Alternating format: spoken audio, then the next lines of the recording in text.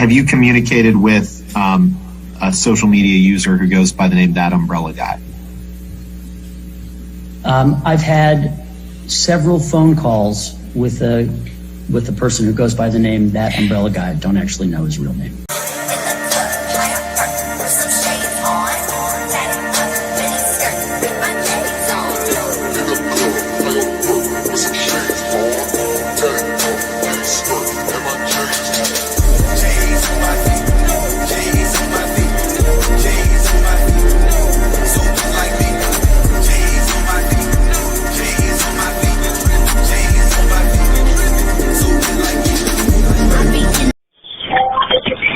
Unfortunately, every time I make a call, it becomes content for them. Help! I've been tossed overboard. I'll have to bill you extra for my time. Tina, is there any way you can get in touch with Tug?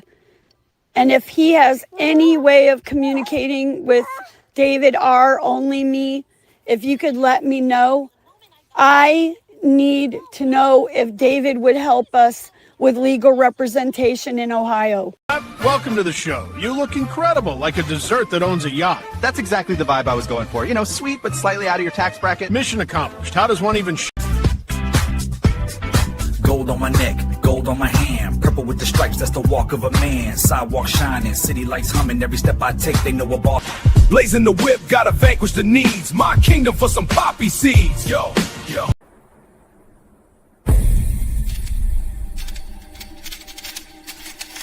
Is that a poppy seed? You realize I'm your PO, right? Straight to booking. Was barking on the phone, all that tough talk threatened. Now you looking at the floor like judge, I'm just stressing.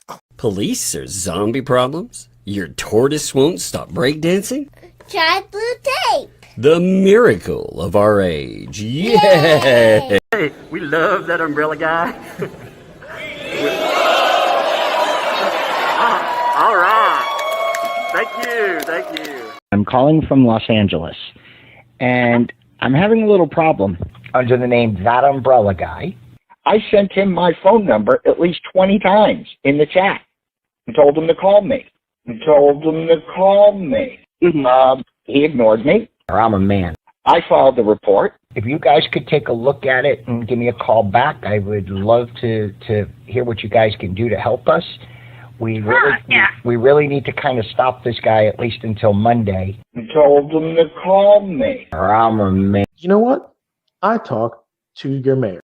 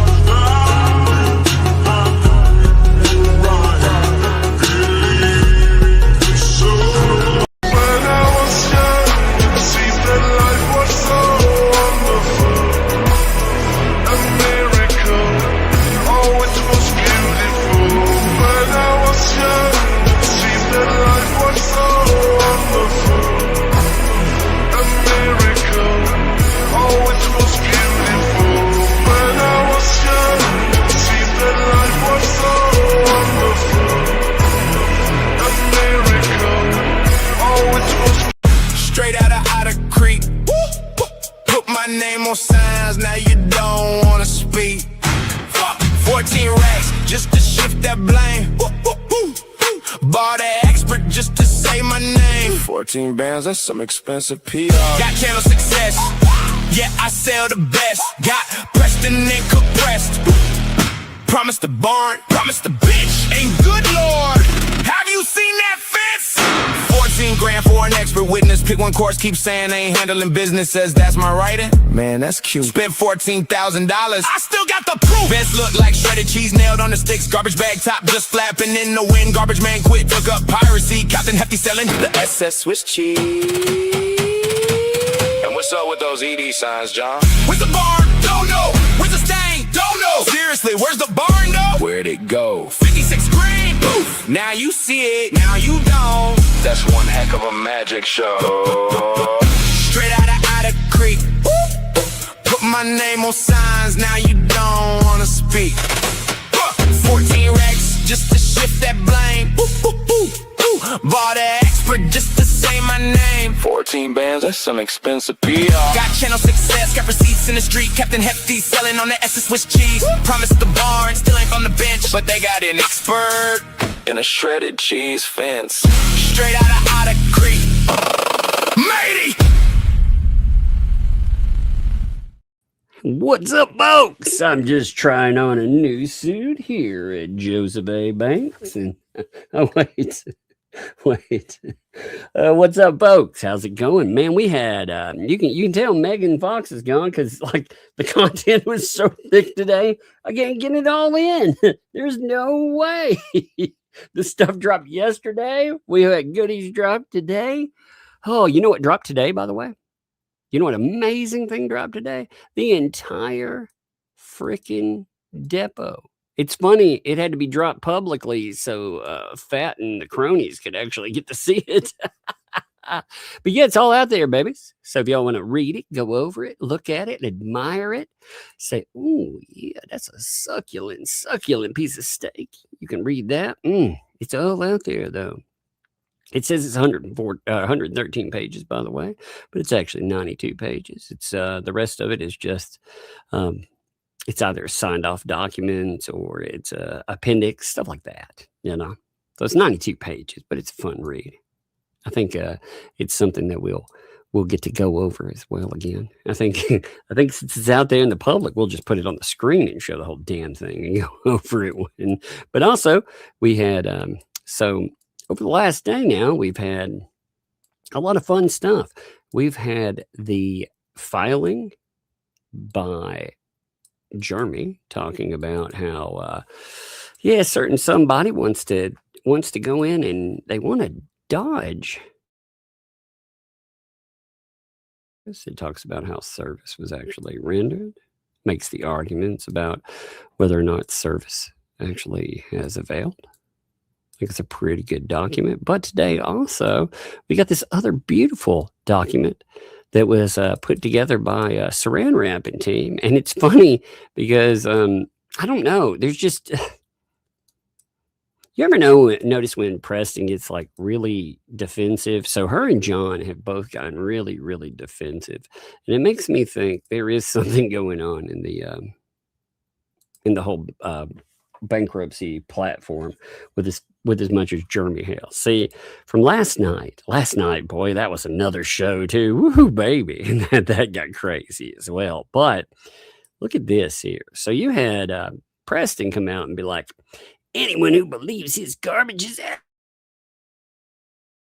jump off a bridge, then help that man breathe. If I saw him in need, I'd pray for him and walk in the other direction. Wait.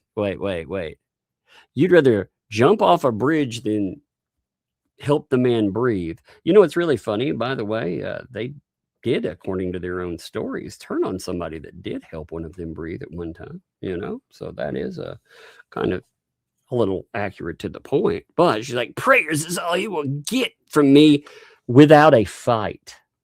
Now that it's just, there's something in her and Cook both came together with this. And you had 2L. So 2L was talking about the bombshell. She was talking about it before it dropped. And she was saying, yeah, I know what it's about. I know it's this. I know it's, you know, and she wouldn't say what she thought it was, but having to do with Preston and Cook.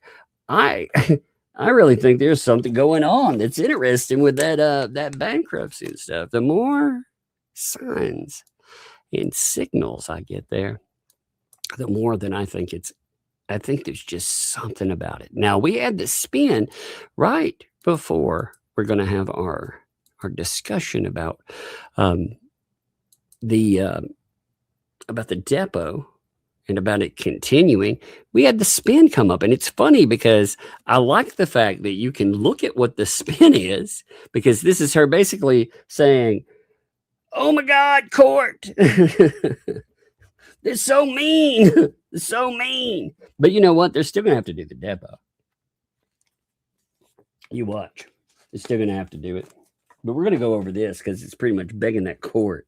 They're trying to spin. And it's really funny because of the way it comes together versus that. It's funny that they talk about Randy like he's mean there when we've seen bankruptcy and how bankruptcy court can go. And woo, baby, it wasn't nothing compared to it. You go and you look at Laura Owens. Oh, by the way, y'all want to hear something really crazy? Hey, you want me to tease something to you that's really, really amazing? I mean, I could tell you something that would just blow your mind. Oh, maybe you don't want to hear that. Mess with you. There is something. Oh my God. Y'all want to know about it for real? I heard something. Oh God. I mean, it's good.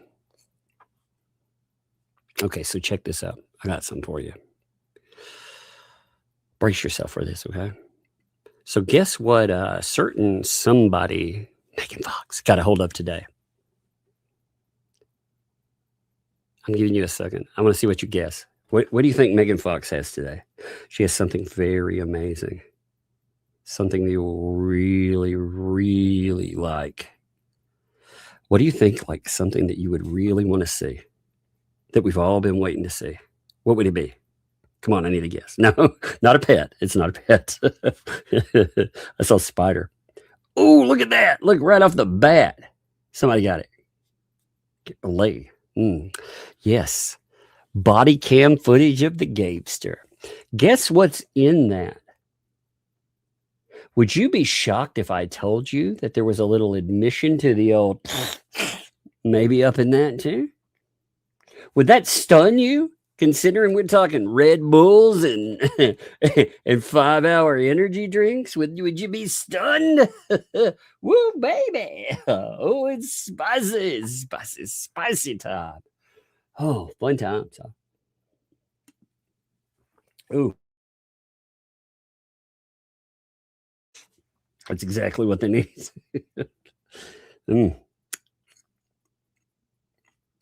Yes, she was talking about that.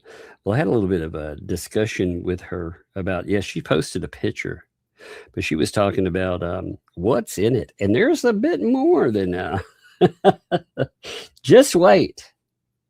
You will be very entertained. And guess what day you get to have it? Well, this is normally her day, I realize, but she is traveling tomorrow, by the way.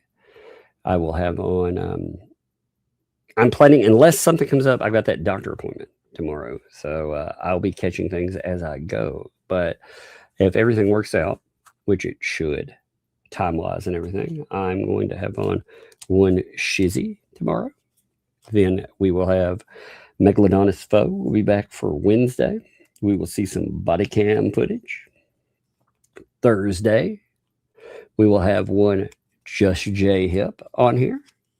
And then Friday, we will have one Mr. Coop. It will be a very busy week. And then next week will be crazy too, because Megalodonus Foe will be gone. Remember, there's a hearing that is coming up too. Oh, it's almost so many good things. I'm feeling well fed, you know. We pay Megan to stay away. I know. It's like, man, I miss Megan when she's around to goof off with, but my God, when she goes away, it's like it starts raining gifts. I'm like, oh my God. It's going to be one hell of a lineup. Court tomorrow, right? Yep. Unless something changes. There is some bankruptcy stuff going on. I have the feeling something big's in the works, so I just get that feeling. I don't know. There's just we've seen the behavior of these people for such a long time, and when they start, you know. Also, have you noticed this thing about Lynette Preston and her denials? When her and John Cook and they come together and they vehemently deny something, you notice how most of the time it's real. I mean, have you noticed that little thing about them? It's just kind of wild how that works out. But anyway, we got this wonderful document today. This is this is the response from Saran Wrap talking. No, Randy. It's amazing. You know what's funny too is Randy showed Saran Wrap a bit of kindness. You know, it was like, you're not to blame. Well, apparently kindness is a one-way fucking street. You know, it definitely is. Now that all of that is it isn't just kindness. It also is a strategy, because when you go with these showcases, it showcases the desperation of these people. You know, Randy came out and he showcased 8 selected portions of the depot. Now, again, I wonder, every time I see this stuff, I wonder, what's the point of Saran Wrap attaching the whole depositions? One of two things, I figure. Either he's still got a certain bird chirping in his ear, you know? The bird sounds a little bit like this. Or he's just a lazy ass and he doesn't even know what's in it because he didn't bother to look at it. But let's read this over. This is pretty fun because it's funny how it's spun, especially since so much of it has come together. Hey, let me see something here real quick. What is this? Hey, give me a second. Let me check something. Hey, let me check something real fast. I want to see what this is. Just a second. Source thing. I got to mute for 1 second. Okay. Sorry.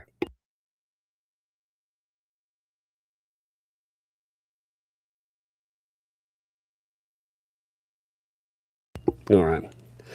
I had something come through and I had to check just to make sure. It's been that kind of day. I have to mute and everything. I make sure everything's coming up. Okay. So here we go. Let's check this out. So this is debtor / defendant's response. You know what I love? I love the fact that remember Lisa's argument that they don't that Randy referred to Lynette Preston as the defendant and not the debtor. Well, isn't that weird? Because they do refer to themselves as that too. They refer to themselves as the debtor / defendant. Isn't that interesting? So doesn't that kind of couch one of the arguments that 2L was trying to make and saying that subpoena can't be good because I didn't know what it was about because there's confusion over that word. Yeah, apparently when it's so confusing that Lynette Preston and her attorney refer to themselves as the same thing. Whoopsie. I keep fading out. What the fuck is going on? Huh. Let me try something. There shouldn't be any problem. Let me check something. Give me a second. Let me check something. Give me a minute. I need to check a few things. Give me a second.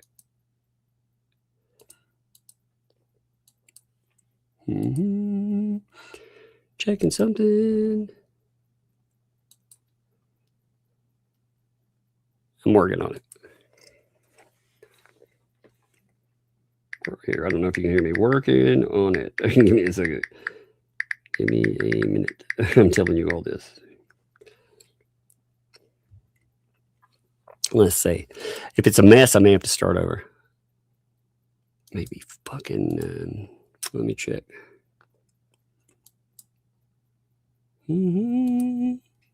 Hold, please, as I fix. Well, I work on this.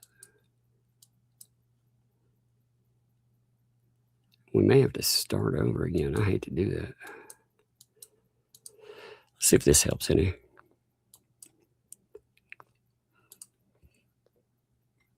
Let's see. All right. Does that help any?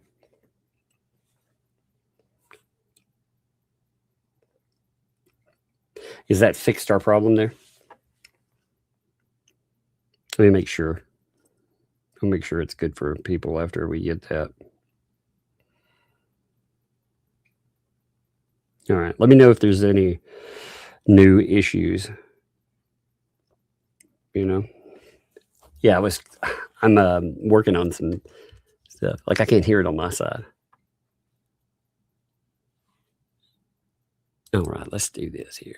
All right, I was just making sure that the thing, what's been happening is there's another place, let's just say, that's having problems. There's another site having some problems. I'll say it that way. And when they have problems, people come flooding in, and they use they're using StreamYard. And StreamYard, it took me 3 or 4 tries to get in. And normally when there's tries, like you have problems like that, there are issues. There's always some kind of weird issue off the day. So here we go. Let's do this. This is, again, as I was saying, isn't it interesting? So debtor defended here, right? That's Lynette Preston. Now, out of the argument that we read yesterday, one of the things that was being argued by Lisa Lee in saying that she had not been served and that service couldn't be valid is there was confusion over who this stuff it was to or about. They said, I don't know, even though, funny enough, when you look at the filing that goes along with this and defines things too, it actually mentions that. You know what's funny is they said, well, they don't know that. Okay, well, it's in the filing, but it's also in the subpoena breakdown. Check this out. I noticed this too. I want to show you this real fast. So they were like, we don't know. Look in the definitions of it. Defendant. Who does that defendant refer to? Oh, LMNOP. So when they call them defendant and they're like, oh, I don't know who that is. Well, isn't that strange? Because it's in the subpoena breakdown. You know, the thing that you said at best was actually setting there waiting for you. Huh. That's weird, huh? But let's go back to this anyway. All right, so debtor defendant's response in opposition to creditor Jeremy Hale's motion to compel resumption of depot and for sanctions. So debtor defendant LMNOP, by and through undersigned counsel, respectfully submits this response in opposition to creditor Jeremy Hale's motion to compel resumption of depot and for sanctions, and states as follows. Introduction. Check this stuff out. Look at the he's so mean. It'll be so good. Yeah, you're gonna love this. The motion asks this court to find that debtor conducted herself in bad faith at her own depot and to impose escalating sanctions, including contempt and evidentiary preclusion on that basis. The transcript on July 7, 2026, prepared by creditor's own court reporter and now in debtor's possession, does not support that account. Now, I want to show you something, okay? They're going to make an argument.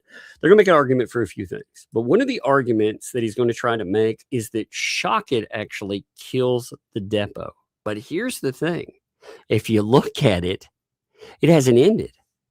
How do you know? Well, like I said, I've mentioned this before, but I want this clear in your brain while we're talking about it, because she's interrupted things repeatedly. And you actually have the counsel still talking here. You have Shockett. He's like, look, we're done. You know, she interrupts. He's like, we're done. We're absolutely done. We're going to move for sanctions and move to compel a special master here to control this witness in the future. We'll take it up with the court. Now, Ransaran, instead of being like, okay, we're done, he's like, Mr. Shockett, you want to try again? I think she's getting flustered. Maybe we can't. And Shockett interrupts him and he's like, she's not. You know, she's not flustered. She just left, by the way. And he's like, wait, Michelle. So obviously he has not ended it. They are still talking about it. So he's going to try to make this argument that he was mean and badgering. It is so amazing, because if this is badgering, holy shit. I'm telling you, like some of the stuff you see in courts, dude, with some of the, I didn't even get to the back and forth like this, but in like a protective order hearing, for example, holy shit, some of the things that that are said to you, whoo, baby, by an opposing counsel. They say everything but prayer for you. You know what I mean? Everything but that. So this motion asks the court to find that the debtor did all of this, but it's not going to support that. The transcript shows a nearly 2-hour examination in which debtor answered the questions put to her, including questions about a psychological condition she disclosed on the record. So she brings it up. They try to make it sound like, and what she says, by the way, interestingly enough, she says that she has PTSD? She has PTSD on the record. Why does she say that, by the way?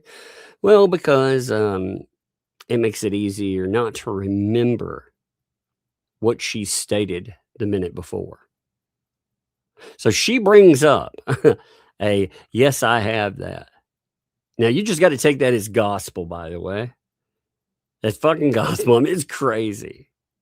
It is that. But that while examining counsel repeatedly told her he needed to judge her credibility, accused her of being sarcastic, and pressed the same point, whether a promise differs from an agreement, through 5 successive iterations of essentially the same question. And you can do that. You can ask a question a fucking 1,000 times. Well, not 1,000 times. That's, it's called hyperbole. But no, he asks her you know why he ends up asking her the same question? Because her answers are, she doesn't answer with a yes or no. She doesn't answer with something that just gives you a response. She answers in a way that it's always combative. You can see it in her answers. So of course she's going to be answers. And again, if all of that is harassment, funny enough, then the stuff that Bruce pulled, holy shit, then that would have been a crime. I mean, what was that on? 89, I think. Yeah, give me a second. I'm looking for the part where that is at. Because when he asks her about it, I wanted to read it to you. So it's kind of funny the way that they treat asking questions like it's some kind of harassment. If you feel like that, what's really interesting about that? If he really felt like that, you know what he didn't do? He didn't object to any of it. So either he's trying to find an excuse in the aftermath, or he's just a shittier lawyer than you thought, because he does not object to any of it. If you go through and you look at everything that's stated, he does not object to this stuff. I would be, if there were my counsel, I would be very irritated then. If he's saying, "Oh, that's all bad," well, why didn't you object to that line of questioning? Why didn't you treat that like that was a problem? Oh, I guess he doesn't understand that's what you do. You can actually do that. Oh, these people are so dumb. They love to complain like somebody's picking them off and causing issues, and yet.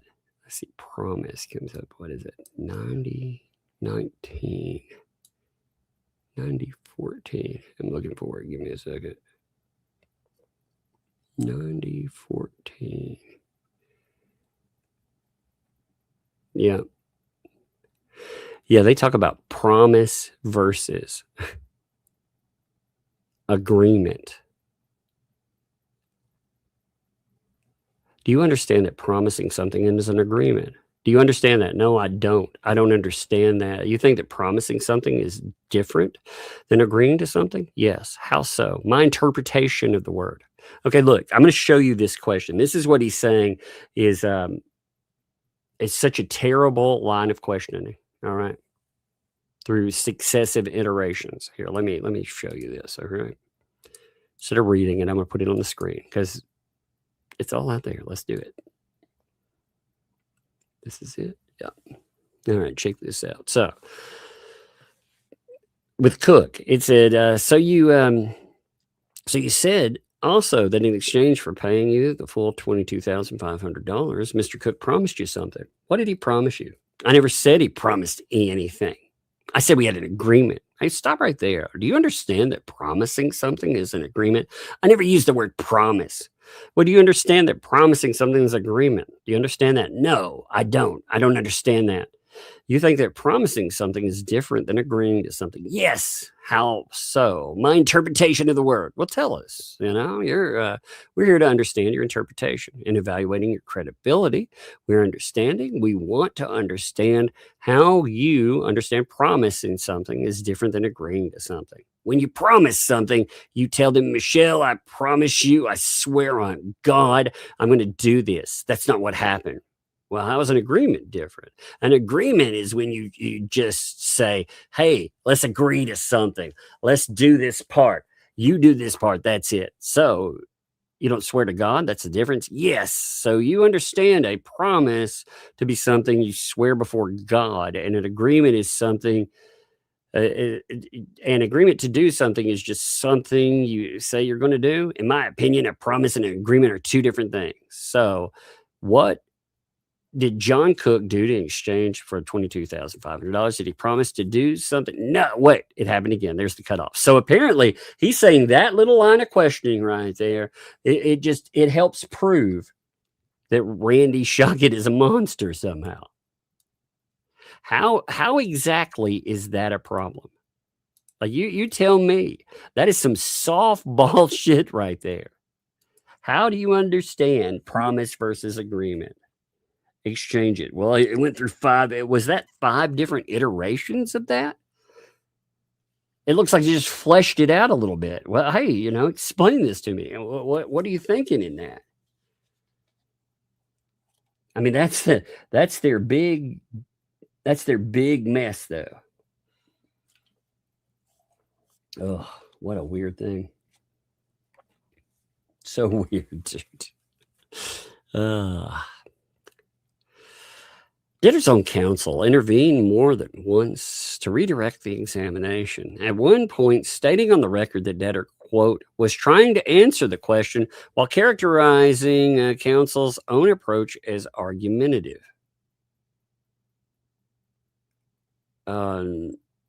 No.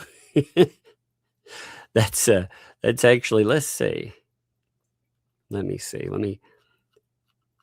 Let me check and see exactly how he worded. Again, I'm glad that we actually do have, I would love to have a video though. Argumentative. Let's see. 4222. See, there's a wonderful table of contents where you can actually go through all of these things and look it up and see if the complaints match. So argumentative, let's see, it comes up on page 42. Just give me a minute. I like deep diving this, So that's on 4222. When you're doing this, by the way,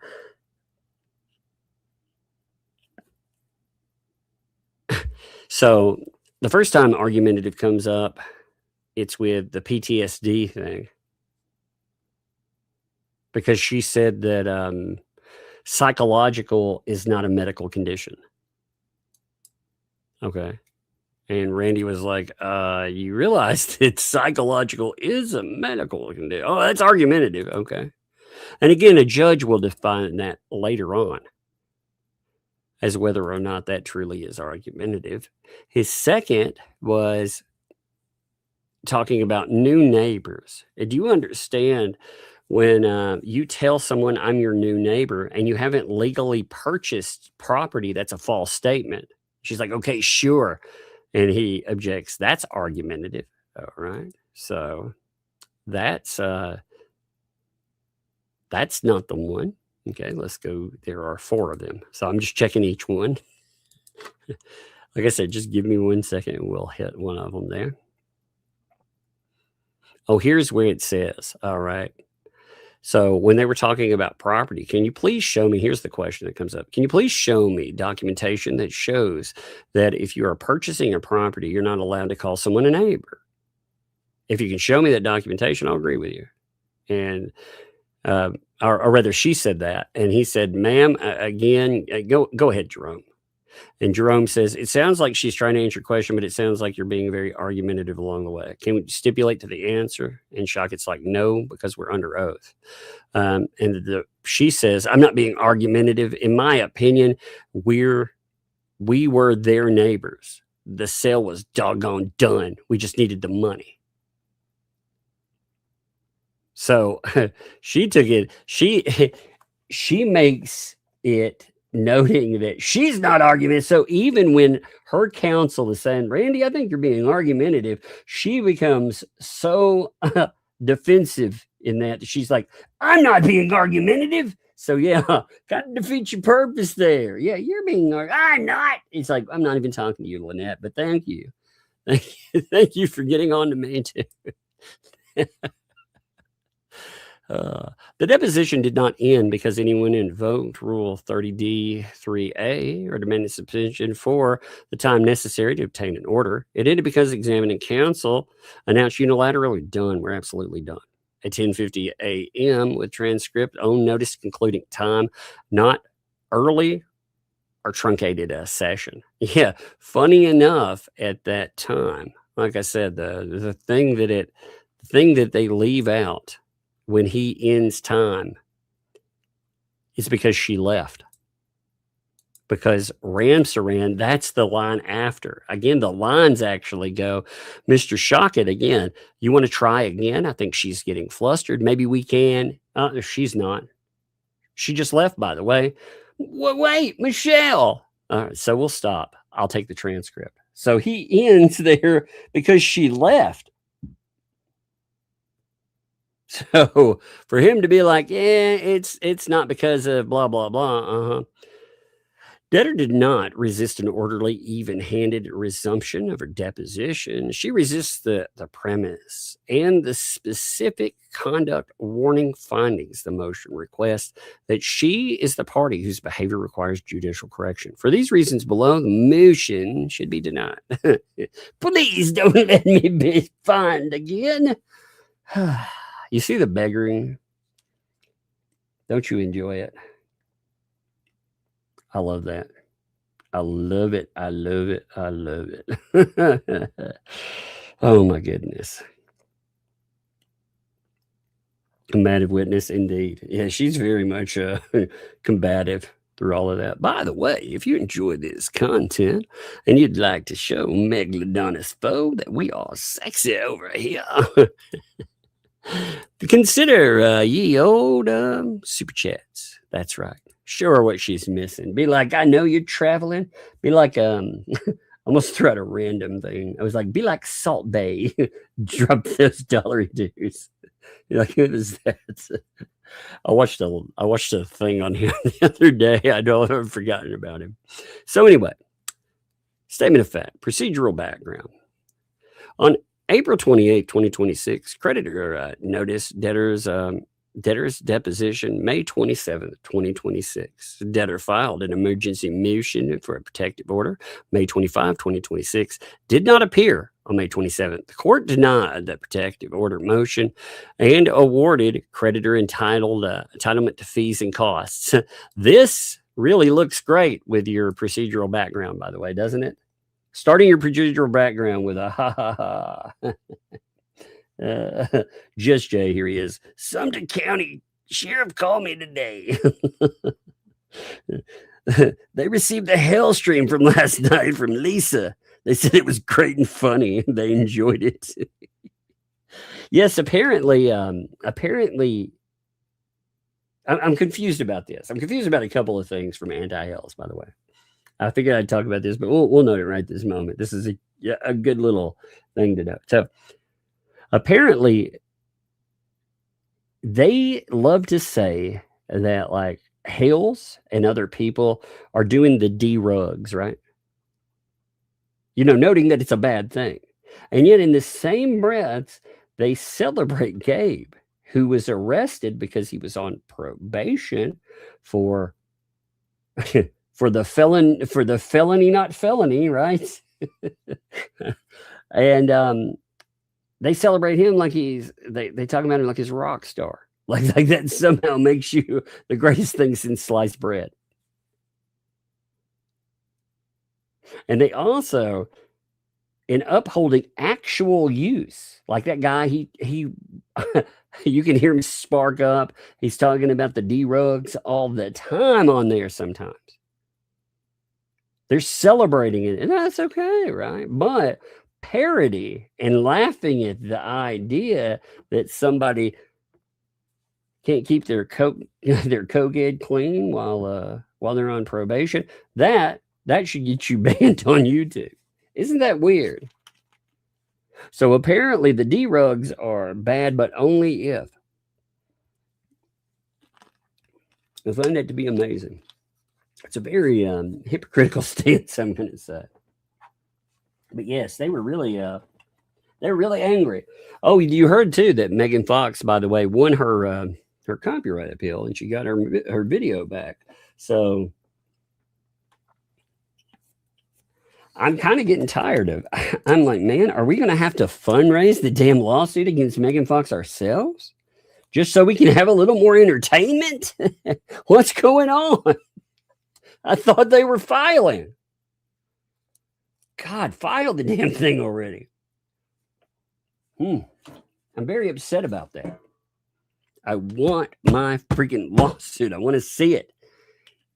You know, I'm ready to fundraise for Megan Fox and laugh at the really stupid takes on copyright, because they're going to be really bad. So I want it. I want it, baby.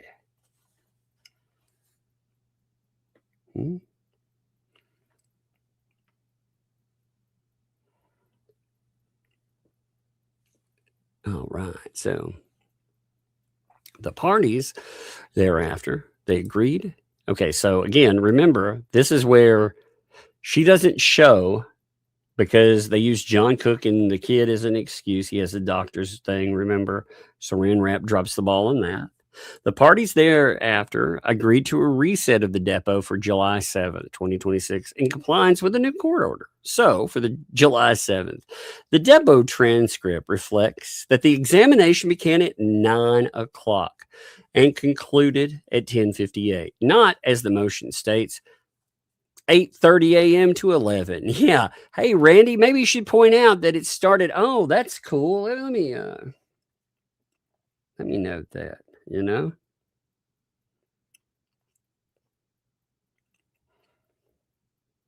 let me know that.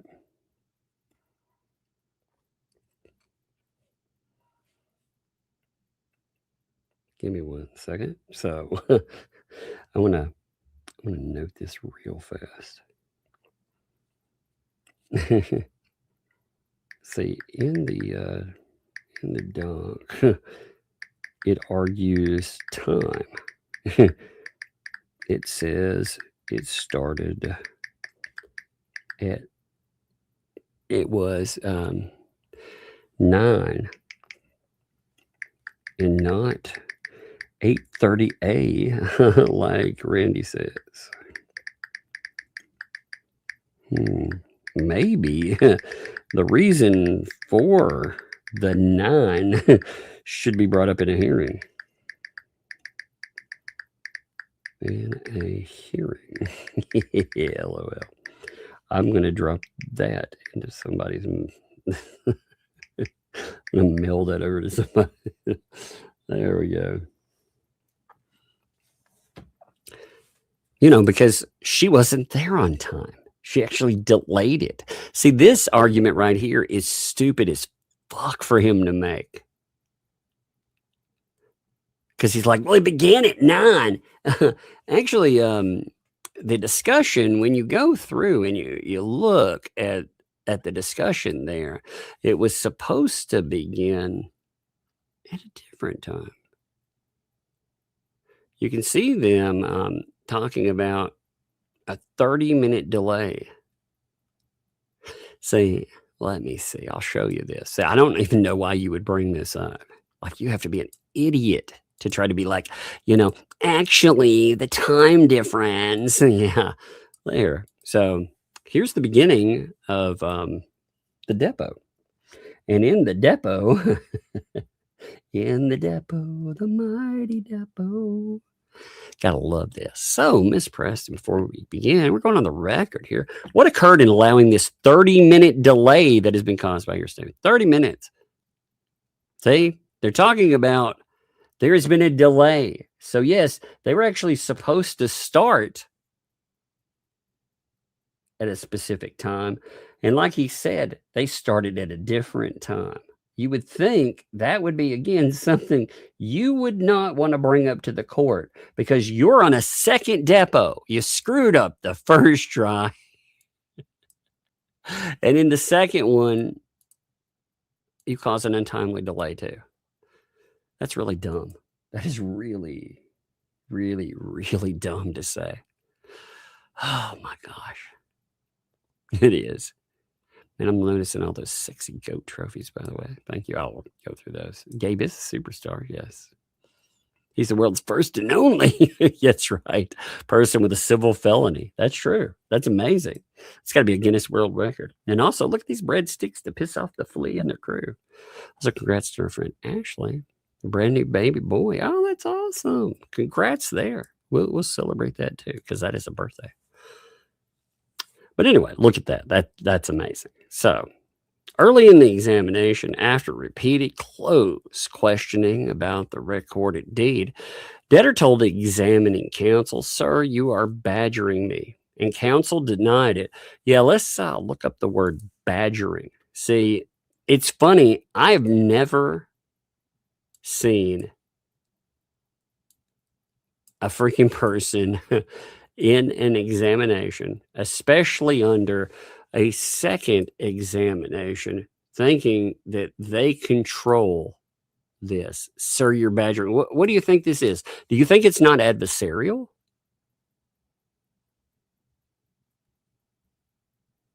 Like, that's the funniest part of all of this. You think these things are friendly hand-holding sessions where everybody sings Kumbaya and dances around a drum circle? That's not how it works. You brought this thing over to try to basically erase your fuckery where you've done some really crazy things. You've brought your own cases. You brought stupid into this stuff. Let's see, badgering 31. Wait, what? The fuck? Okay, 3111. My bad.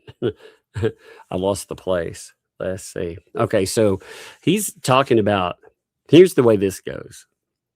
If they recorded it not 50-50, then they made it. This is about the 50-50 in Bennett law. So she's attacking Bennett law and saying they messed up. They did something.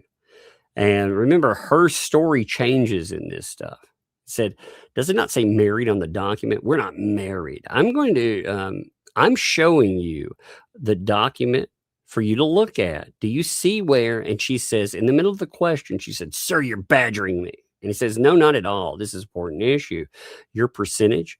And then Ramsaran cuts in and says, "Can we take a break?" And he's actually given a break. And in that break, he's given 2 minutes. He asks them if they need it. They don't argue. Shockett's like, "Well, please don't discuss your testimony with anyone." Okay, let's take a break. How long do you need? 5 minutes. And Ramrap says, not just 2.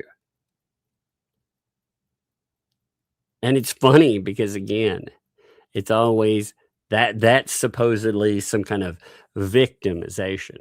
Now, when examining counsel asked debtor whether she had any medical condition, debtor disclosed that she had PTSD. Counsel then pressed whether a psychological thing qualifies as medical, prompting debtor's own counsel to object. Question was argumentative. Okay. You're allowed to do that, and you're allowed to object. That's absolutely part of that. That is, in fact, your job. And apparently, when you're complaining about all of this stuff, apparently the majority of this, if you look at his objections, they're sparse. Let's just say very, very few. So if it was such an awful thing, why the fuck didn't you object to all of it? Later, when the debtor answered a compound question with sure, counsel accused her of being sarcastic. Debtor responded that she was agreeing because counsel was badgering her. Debtor's counsel then intervened on record. He stated that the debtor was trying to answer the question, and separately observed the counsel was being very argumentative along the way and asked whether the parties could stipulate to the answers already given. Examining counsel declined. Yes, he's allowed to. He doesn't have to be like, sure, we'll just agree to this. We won't press this subject anymore just because she doesn't want to answer it. Fuck her. It's not how it works, man.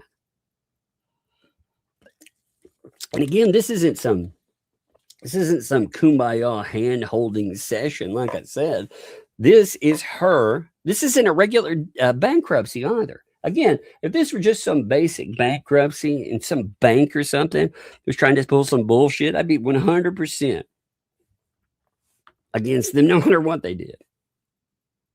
But when you want to put up signs about somebody, calling them an ARPist, and then brag publicly that you're going to get to write it all off, and forget to secure your residence along the way, essentially undermining and fucking yourself potentially out of everything you own, well, that's a different story. So, anyway. At one point, debtor's counsel asked to go off the record and instruct his client. Examining counsel initially refused, said no.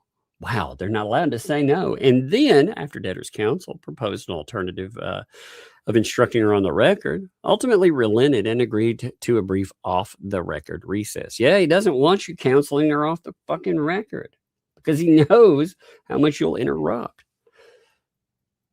The deposition did not end. This just jumps. Look how it jumps. Like, this is terribly written. The deposition did not end through mechanism rule 30D3A provides, after a lengthy back and forth in which examining counsel asked debtor, substantially the same form, whether she understood the difference between promising something and agreeing to something. A line of inquiry repeated across several successive iterations. Debtor began to apologize. I'm sorry. And counsel said, now that's actually, they didn't apologize. What the fuck? Debtor began to apologize and counsel says, I'm done. What? He makes it just sound like she's apologizing and just out of thin air, right? She just started saying, I'm sorry for nothing because he was asking questions. And now she cut off his question. He's like, did he promise to do something? No. Or, and then he's like, it happened again. So it just, and he said, we're done. We're absolutely done. We're going to move forward with sanctions and complete a special master. Debtor's counsel asked whether counsel wanted to try again, noting debtor seemed to get flustered. Examining counsel declined, stating the debtor had already left the room. Even in his own record, he's telling you that the reason they had to decline was because she already left. You see it right there. So he admits that the reason it stops isn't because that they should try or do something. No. It's because she had already left. So she walked out. Her counsel admits it on record here. Bravo. Bravo. He just called out the lie that they have been repeating over and over that she didn't leave. It's right there in the document. Her own counsel admits to it. Examining counsel declined, stating that the debtor had already left the room. Like I said, she walked out on it. And the deposition concluded at 10:58. At no point in this final exchange or at any other point in the transcript did examining counsel state on the record he was moving to terminate or limit the depot under Rule 30D3A on grounds of bad faith, or demand that the depot be suspended for the time necessary to obtain an order as the rule requires. The record instead reflects unilateral decision by examining counsel to end the session and pursue sanctions afterward. This is really going good, baby. This is, oh, it's good. Oh my God. Imagine thinking that that looks good on paper. That a judge might not look at that and be like, oh my God. I like that one too. LMNOP's new nickname is Beef Jerky because she's so salty. Oh man. As a lawyer, Saran must defend his client with energy and skill, with following all legal rules. With LP as a client, it leaves him very little wiggle room to work with. Don't pay him enough. No, he's already hit the wall with that. I mean, it's very true. But you know what I'm saying with this is, okay, if you think that your client is being badgered and harassed and this is hostile and shit, wouldn't you be stepping in? Like if I'm coming in with veracity, wouldn't you be stepping in and be like, that dude right there? No, this is wrong. We object to blah, blah, blah. I mean, wouldn't you be throwing that down? Instead, like I said, when you read over it, like he doesn't go that direction. It's kind of interesting for the claims in the aftermath that it was so bad because his own objections don't seem to reflect that. You know what I mean? That's the wild thing about it. So the legal standard, Federal Rule of Bankruptcy Procedure 7030 states Federal Rule of Civil Procedure 30 in adversary proceedings, including the deposition conduct and sanctions provision at issue here. See, applying Rule 30 as adopted by Rule 7030 directly to adversary proceeding depositions. Rule 30C2 requires that objections be, quote, stated concisely in a non-argumentative and non-subjective or suggestive manner and permits an instruction not to answer, quote, only when necessary to preserve a privilege to enforce a limitation ordered by the court or present a motion under Rule 30D3. Again, that same rule prevents a party or deponent. At least they quoted a case in this one. I will give him that. Like most of his other stuff, he doesn't even quote cases. You know, it's like, what a damn mess most of the time, you know? At least here, I will give him that. He did quote a case. Not a high bar, I'm saying. Not a very high bar at all, but at least he did quote a case. Give me 1 second. I'm going to upload something. Yeah.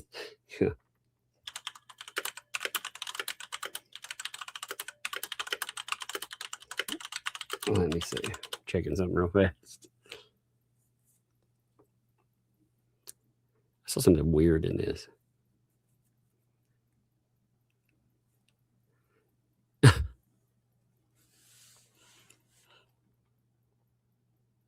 That's funny. So I asked AI, I was like, look at this and tell me, is this funny? Is it good? Is it clean? How's it go? It said, there's a lot to laugh at here because the response, the response's biggest problem is it tried to turn a transcript that repeatedly documents her interrupting, being corrected, being warned, and ultimately walking out into both sides were kind of snippy. I think that is a perfect item in looking at this. The strongest self-own in this sentence is the response. The transcript shows a nearly 2-hour examination in which debtor answered the questions put to her. It says that's an extremely generous description of what the transcript actually shows. The response minimizes the interruptions almost beyond recognition. The transcript doesn't contain one ambiguous oops, we all talked over each other in moment. It contains interruption after interruption after interruption. Right at the beginning, she specifically instructed you're not to interrupt me at all. And she says, very clear, sir. And then almost immediately interrupts him. Then later, she interrupts her own attorney, prompting Shockett to call it out. Yes, it's that bad. If you look through it, she interrupts her own attorney in this mess. I mean, it's that crazy. Oh, it's so good. This stuff is magic. I'm telling you. Oh, Lynette. You know, if this case ended today, though we still have other cases, but there's so much material in these people right now that you probably have coverage. Of course, you'd have wrap up and everything, right? But even if it ended today, it would take through December to catch it all up and to make it make sense. There's so much gold in it. Oh, Lord. This stuff is good. So anyway, rule here permits a party or deponent to move at any time during a depot to terminate or limit it, quote, on the ground that is being conducted in bad faith or in a move that unreasonably annoys, embarrasses, or oppresses the opponent or party, and provides that, quote, if the objecting deponent or party so demands, the deponent must be the deposition rather must be suspended for the time necessary to obtain an order. If terminated, the deposition, quote, may be resumed only by order of the court. Isn't that where we're at? I bet you money they're going to come back and say they're going to give a date. They're going to be afraid they're going to get sanctioned anyway. So they're going to come up with a date really quickly. And they'll come up with some other weird thing too. They'll try for some kind of win. I'm not sure what the other part of the win is, but you know, they've probably, for all I know, they've already tried to throw one in while saying this. They've probably already tried to come back with a date because they know how bad this stuff looks. You know, that's probably what's happening here. So terminated, the depot may be reserved only by a court order. The rule authorizes an appropriate sanction, including the reasonable expenses and attorney fees incurred by any party on a person who impedes, delays, frustrates the fair examination of the deponent. Courts have applied this standard to examining counsel's own conduct, not only to an opponent. They note court case here, granting a motion to compel sanction against defendant's counsel for improper speaking, objections, interruptions during a deposition. That's kind of funny.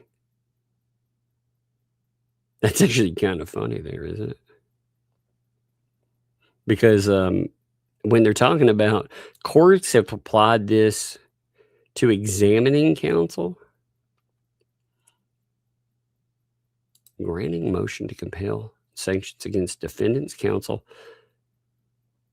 for improperly speaking, objections, and interruptions. That actually sounds like it's talking about him. Like, it doesn't sound like it's talking about the examining counsel. It actually sounds like it's talking about the counsel, you know, again, like him. Doesn't it? Because it's talking about speaking objections and interruptions. So that's not actually pointed at like the way he's making it sound, saying, well, you know, somebody even like Randy could actually be given sanctions. And then he quotes this where it notes again, granting motion to compel and sanctions against defendant's counsel for improper speaking, objections, and interruptions. Again, am I looking at that wrong? Because that's either I'm looking at it wrong or he's like, I don't know. He's a bad attorney. He really isn't a good attorney either. He's not paid well either, but I wouldn't want to pay him anyway.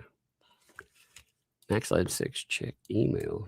I didn't see any. I looked just a minute ago and I didn't see anything new there. Ain't come through yet. I don't see. Oh, there we are. Let's see, what is it? What number is that? Oh yeah, 148. Yeah, I got it too. I've got it. It's isn't 148? Is 148 the same as or like a corrected version of 146. Isn't it the same like document look?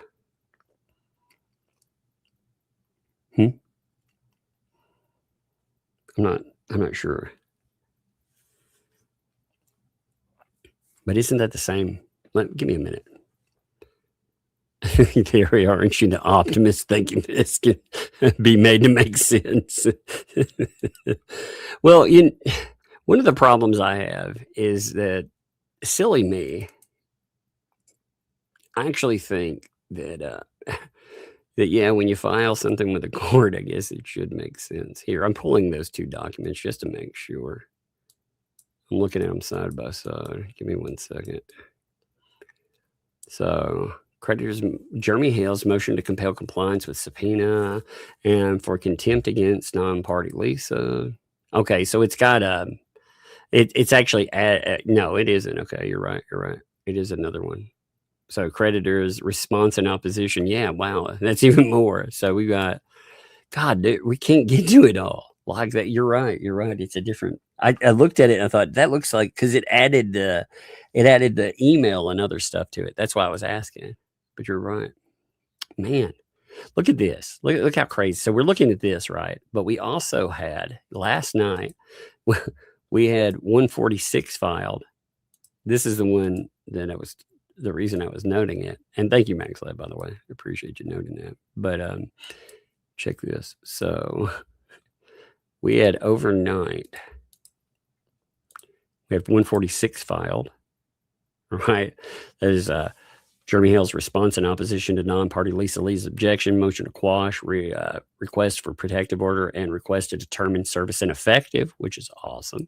And also, right now, we've had, like I said, it's the Megan effect. We had creditor Jeremy Hale's motion to compel compliance with subpoena and for contempt against non-party Lisa Lee. So we've had that, plus we got this document we're going over right now. Oh, it's crazy. It's crazy. It is raining documents. We've had 3 fall in, and they've got some awesome stuff attached too. It's a lot. We will get it all. We will get it all. But yes, and I appreciate it. Like it's crazy, isn't it? I love it. I would rather feast than famine, right? So finally, Rule 30, I'm just calling it Rule 30 each time, incorporates a fee shifting framework of Rule 37 to any motion to terminate or limit a depot. Rule 37 in turn provides that if a motion to compel is denied, the court must require the movement or the attorney filing it to pay opposing. Oh my God, he's so desperate for money. You know what? He's saying, isn't this amazing? He's saying she walks out. He admits it.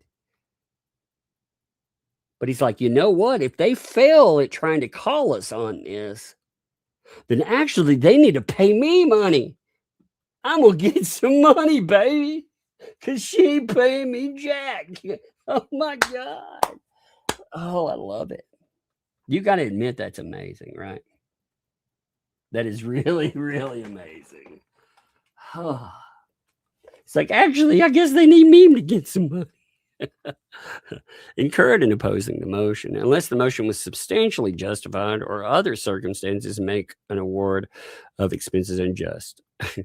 Oh my God, what an idiot. So the argument is the depot was not suspended through the mechanism of Rule 30. And the record does not establish bad faith by the debtor. Rule 30 is a demand and suspend mechanism. A party invoking it must demand suspension for the time necessary to obtain an order, after which the deposition may resume only by the order of court. No one made that demand here. Examining counsel, instead, they're hoping to get you on a technicality. I love that too. I mean, it's very lawyery to do, of course, but it looks desperate. And again, the court has to be on a get the fuck on with this. I'm telling you, he looks desperate and wanting money. He's like, please God, let somebody pay me for this. Jeremy, will you pay me, baby? Holy crap. You wonder what was Saran Wrap, what were you promised with this? What were you promised? You can tell us about, because your client's not the one who ended up going and hunting you down. It was other people that they're not your clients. So you can actually tell us, baby. You can tell old Daddy Tug. Daddy Tug wants to know, baby. He wants to know. That's so funny, though.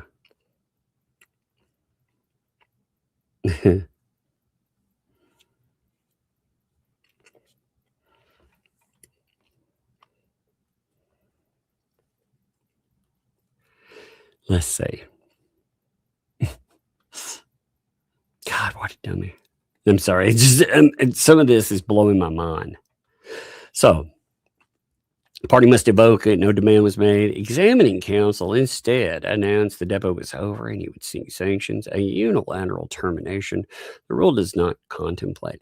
Courts applying this framework in the bankruptcy context have rejected exactly this approach. In the court held that the council had no right to unilaterally terminate a depot, and that proper course was to certify the disputed question to the court rather than to cut the examination short. Yeah, the problem with that is, I wonder in this, did the opponent walk out? Did the opponent leave? Because when you're like, oh, he unilaterally terminated it, you were arguing that it wasn't terminated. See, the problem with with all of this is that he's sitting there discussing and arguing. So essentially what he's saying is that I guess Randy should have, despite the fact that she left, Randy should have waited until he could talk her back into the room. I'm curious. The same is true here. Whatever disagreement existed over the pace or tenor of the examination, the rule required a demand for court intervention, not a declaration that the depot was finished. Nor does the transcript support a finding that debtor's own conduct was conducted in bad faith or in a manner that unreasonably annoys, embarrasses, or oppresses. The exchanges debtor has identified above. Badgering objection, woo, her, by the way. Not when he notes, look, this right here, this is not written well. In fact, the way that he makes it sound is that he, through his objections, when she's saying you're badgering me, it makes it sound like he said you're badgering her. The badgering objection, the argumentative objection to questioning about a disclosed psychological condition, the repeated look at me so I can judge your credibility instruction, and the 5 times repeated question about the many problems. 5 times. Oh God, he asked something 5 times. Oh God, that's against lawyerisms. I never caught that one in the lawyerisms. Did you? That's so dumb. What an idiot. I mean, seriously. They reflect an examination that grew adversarial from both sides, not a witness deliberately obstructing discovery. Debtor's own counsel repeated contemporaneous interventions, asking her to instruct his client, stating on the record that she was trying to answer, and asking whether the parties could stipulate rather than press forward. Yeah, you left out where you had to instruct her to actually answer the questions. You know, and not to cut everything off. I like how he didn't include all of Ram Saran's stuff in here. You know, he didn't put all his stuff in it. It's funny, she cuts him off. And with him saying, oh, you need to look at me, that's now a problem. I think that's funny too. Like saying that's an issue. I mean, can you imagine like turning sideways or not making eye contact with an attorney and then being okay with that? He also noted he apologized Ramsaran was let him finish and then answer the question. Then we'll have a complete answer. Please allow him to finish. There's a court reporter writing everything down. It's for their benefit. Sorry for talking so much on the record. So Ramsaran is having to apologize for cutting in. I'm looking through some of his statements here. But I mean, she actually cuts him off in one of his statements. Randy's like, you just interrupted your own attorney. Which, like I said, is pretty funny. This, though, if that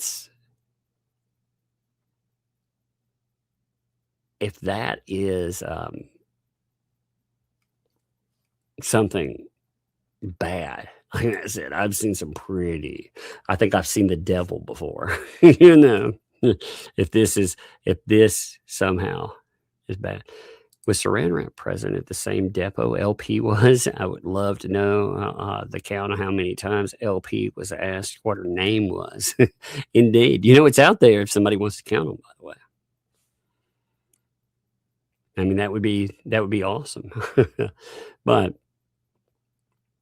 let's see. Asked to instruct the client, stating on the record, are themselves part of the record and cut against rather than for a finding that the debtor was acting in bad faith. Yeah. Hey, me having to tell her that she needs to answer and stuff like that. Yeah. That's actually proof that she wasn't doing anything wrong.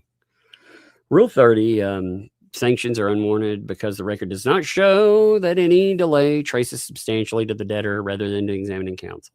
Rule 30, sanctions reach a person who impedes, delays, or frustrates fair examination, a category that includes examining counsel, not only deponents. I would say also one thing that would cause a problem, that would actually delay, is being 30 minutes late for your deposition. Don't you think that would qualify as well?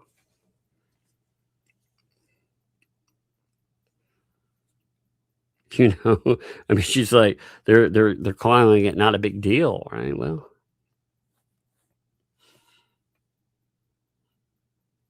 in Mittner, I guess, the court granted a motion to compel him for sanctions against the examining party's own counsel for speaking objections and interruptions that disrupted a deposition, and observed that when one side engages in improper conduct, it is not proper for the opposing counsel to respond in kind. It's funny, like he agreed with Randy in, like when you go through and you read his, he has some minor objections, but he's agreeing that Michelle is not answering. She has to be instructed multiple times to answer the question. Again, it feels like a desperate ploy because he wants there to be sanctions against Randy. That's what he's begging for. The court also declined to impose a monetary sanction where the moving party's own counsel had likewise departed from proper deposition conduct, reasoning that any penalty on one side would simply offset a penalty warranted on the other. A comparable dynamic appears here. The transcript reflects repeated friction attributable to the tenor and pace of the examination itself, not to any one-sided refusal by debtor to participate. They're trying to make it where Randy isn't going to depose her. That's what this is. They're going to complain about Randy being the person that deposes her. That's what this is. You can smell it on it, don't you? That's what it smells like. Because it brings up repeated friction, the dynamic. It's not just about money. It's about not wanting him to be the one that answers questions or asks questions. I bet you money that's part of it. I don't know the answer to that, but I bet you money. Feels like it.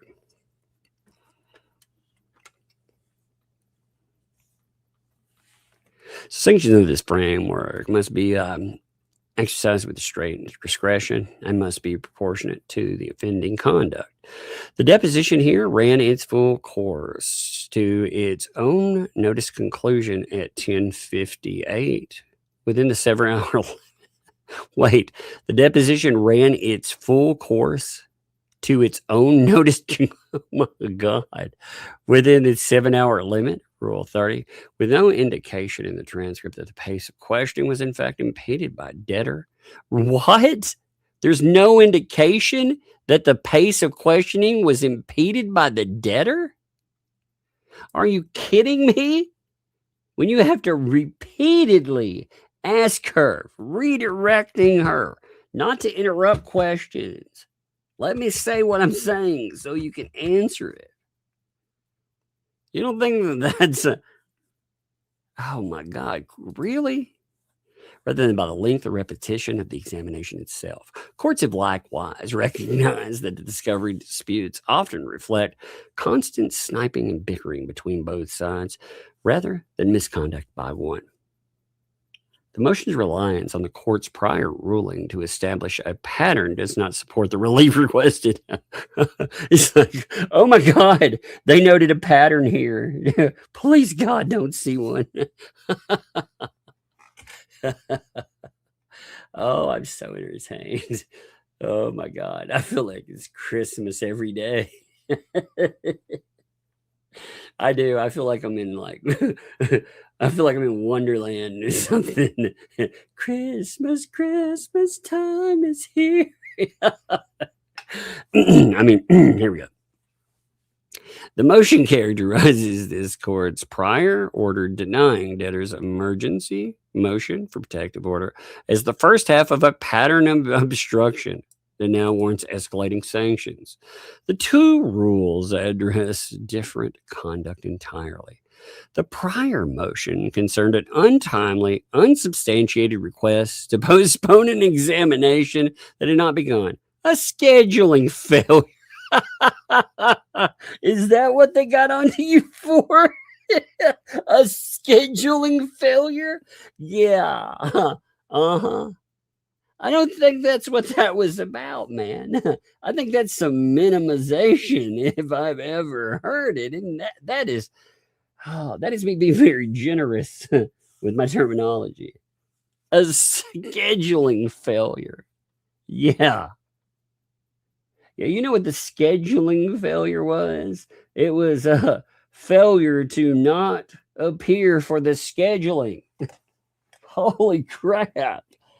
Oh, that is amazing. I mean, the minimization that he's attempting in this is unreal. It said nothing about and could not have anticipated how debtor would answer questions once an examination actually got underway. So the scheduling error, their failure, rather, I said error, failure. That has nothing to do with the way she answers questions. So you can't compare the two in a pattern of obstruction. You know, a pattern of obstruction, when you won't show up for it, and then when you come in and you repeatedly interrupt, you're combative, and then you leave. Yeah, that's I think that's a pattern of obstruction. Now, finding that a scheduling motion lacks substantial justification does not, without more, establish that a witness's conduct during a later and different depot was itself conducted in bad faith. The motion cited no authority holding the two rulings on an unrelated conduct amount on unrelated conduct. This is random, dude. It's just random. This stuff is totally unrelated. I mean, yeah. It's almost like the same person do it. Isn't that amazing? It's not related at all, guys. Yeah, he's trying to minimize it for the new judge. Indeed. Well, he just doesn't want it attached there. Oh, Lord. Yes, Santa Tug is very amused. This was not written by Saran Wrap. It doesn't feel like it. You know why? Because there's not a lot of It actually quotes some case law. Even though it's quoted poorly, it still does quote some case law. That's not the Saran Wrap I remember. But to a pattern for the purposes of Rule 30, again, different iterations of Rule 30, debtor is aware of none. Escalating pattern-based sanctions require that the conduct actually reoccur.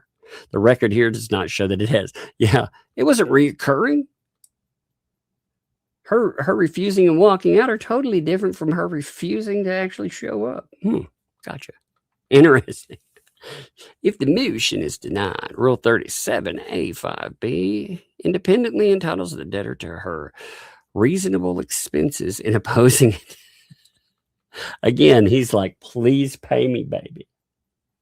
This reminds me, remember how Bruce would grab at money? Like he'd grab at every dollar he do, because he was trying to get paid. You know, because he wasn't. And he complained about it when he left. He was like, my practice suffers because my practice can't go on. Not with these plebeians. These pores. Oh, Lord. Rule 37. Or Rule 30, rather, incorporates 37 to any motion, terminate, or limit the depot. And the motion itself separately invokes Rule 37. The same framework works in both directions. Rule 37 provides that if the motion is denied, the court must require creditor and his attorney, to pay debtor's reasonable expenses incurred in opposing it, absent substantial justification or other circumstances making the awarding just. For these reasons set out above. This is one of the worst fucking arguments. By the way, look at this. If your argument for a section looks like that, it's probably not worth adding in, you know? It's terrible. It's lazy. It's kind of like he just ran out of juice, you know, with the other stuff. He's like, yeah, I did too much citation before. I just got to stop citing anything now. For the reasons set out above. Look, for the reasons set out above, like there's like, Lord, that's it. I'm sure they would be very confused by, this. Why would you even put this here? You don't even need to note for the there's what, 2 sentences? Lord.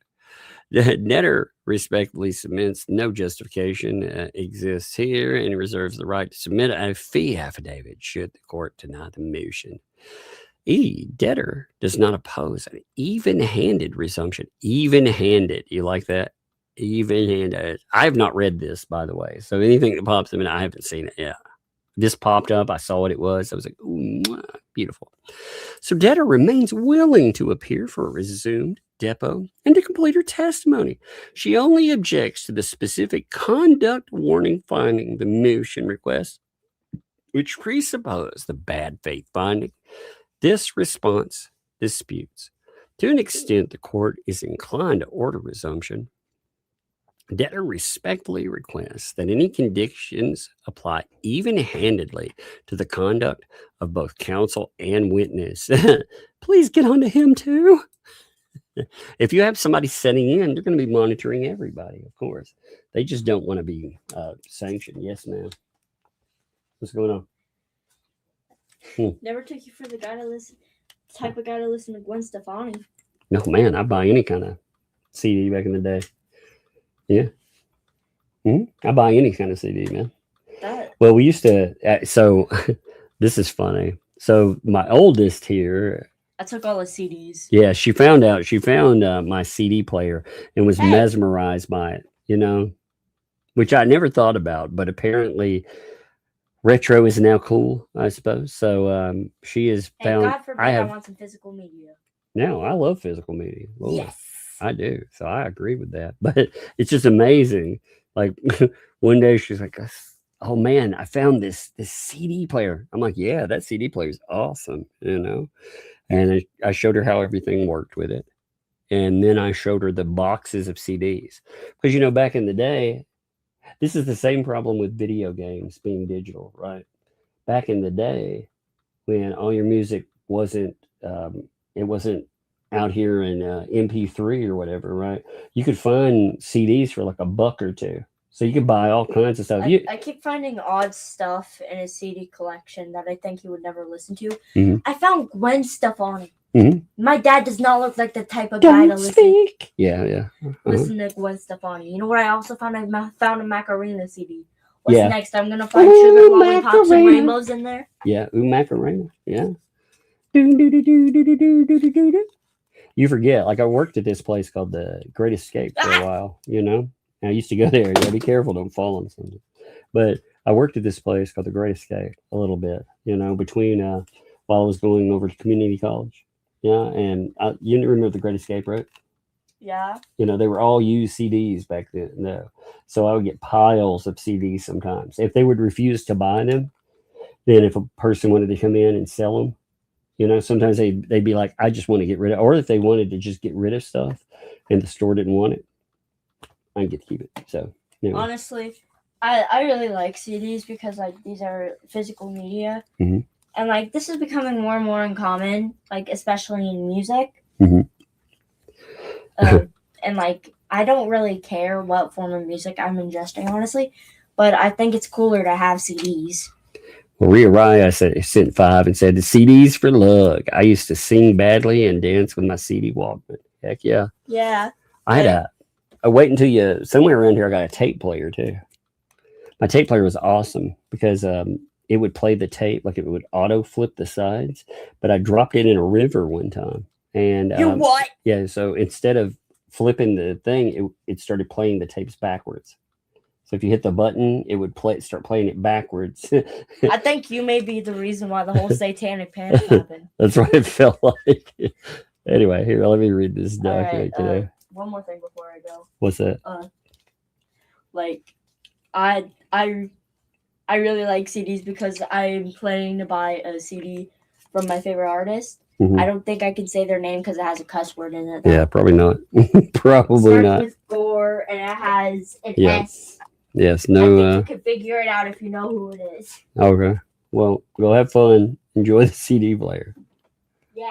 All right. Love you, kiddo. I can't find a CD of theirs anywhere online, but I'll find it. We can get a burner. I don't know where a blank CD is. All right, close the door.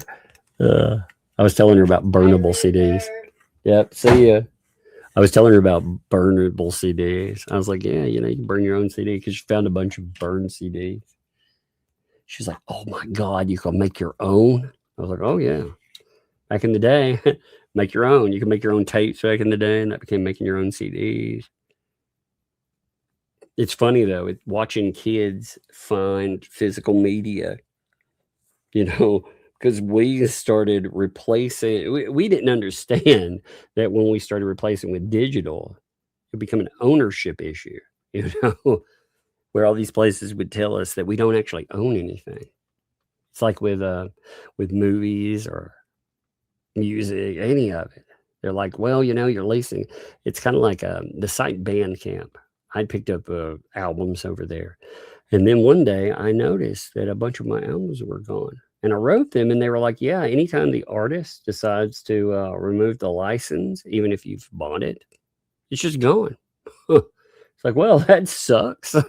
So I don't ever own it. Now, luckily I've downloaded them, so I had it anyway, but I don't own it for play or anything. Isn't that weird? Anyway, let's continue.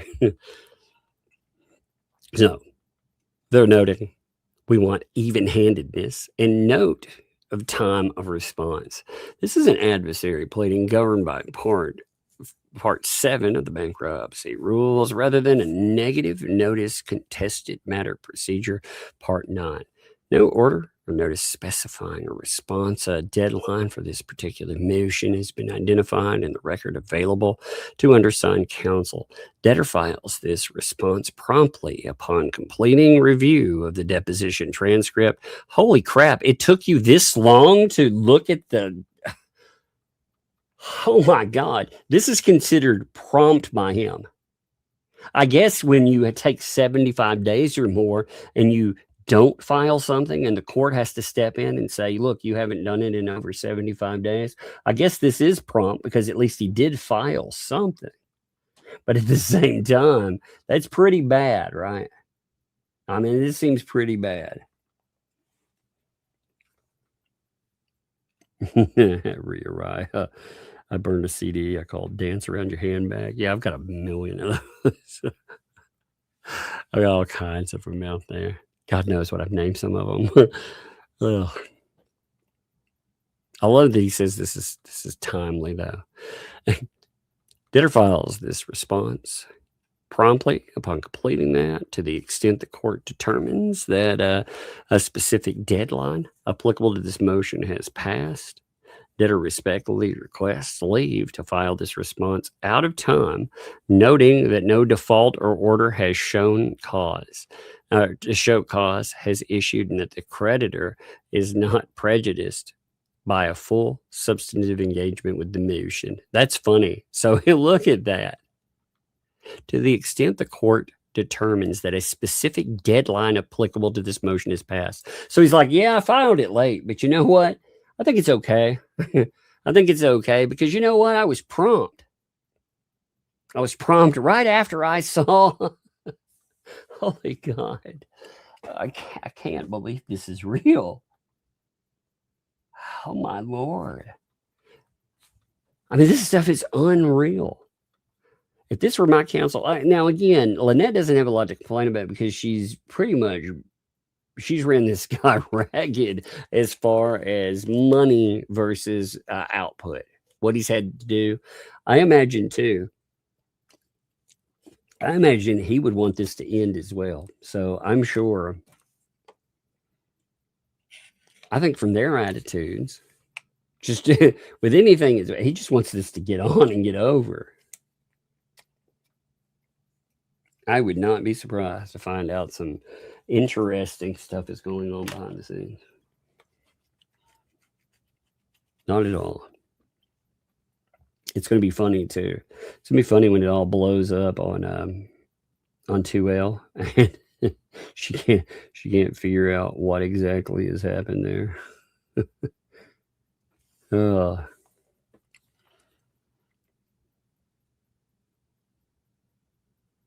Yeah, I mean the argumentative thing though.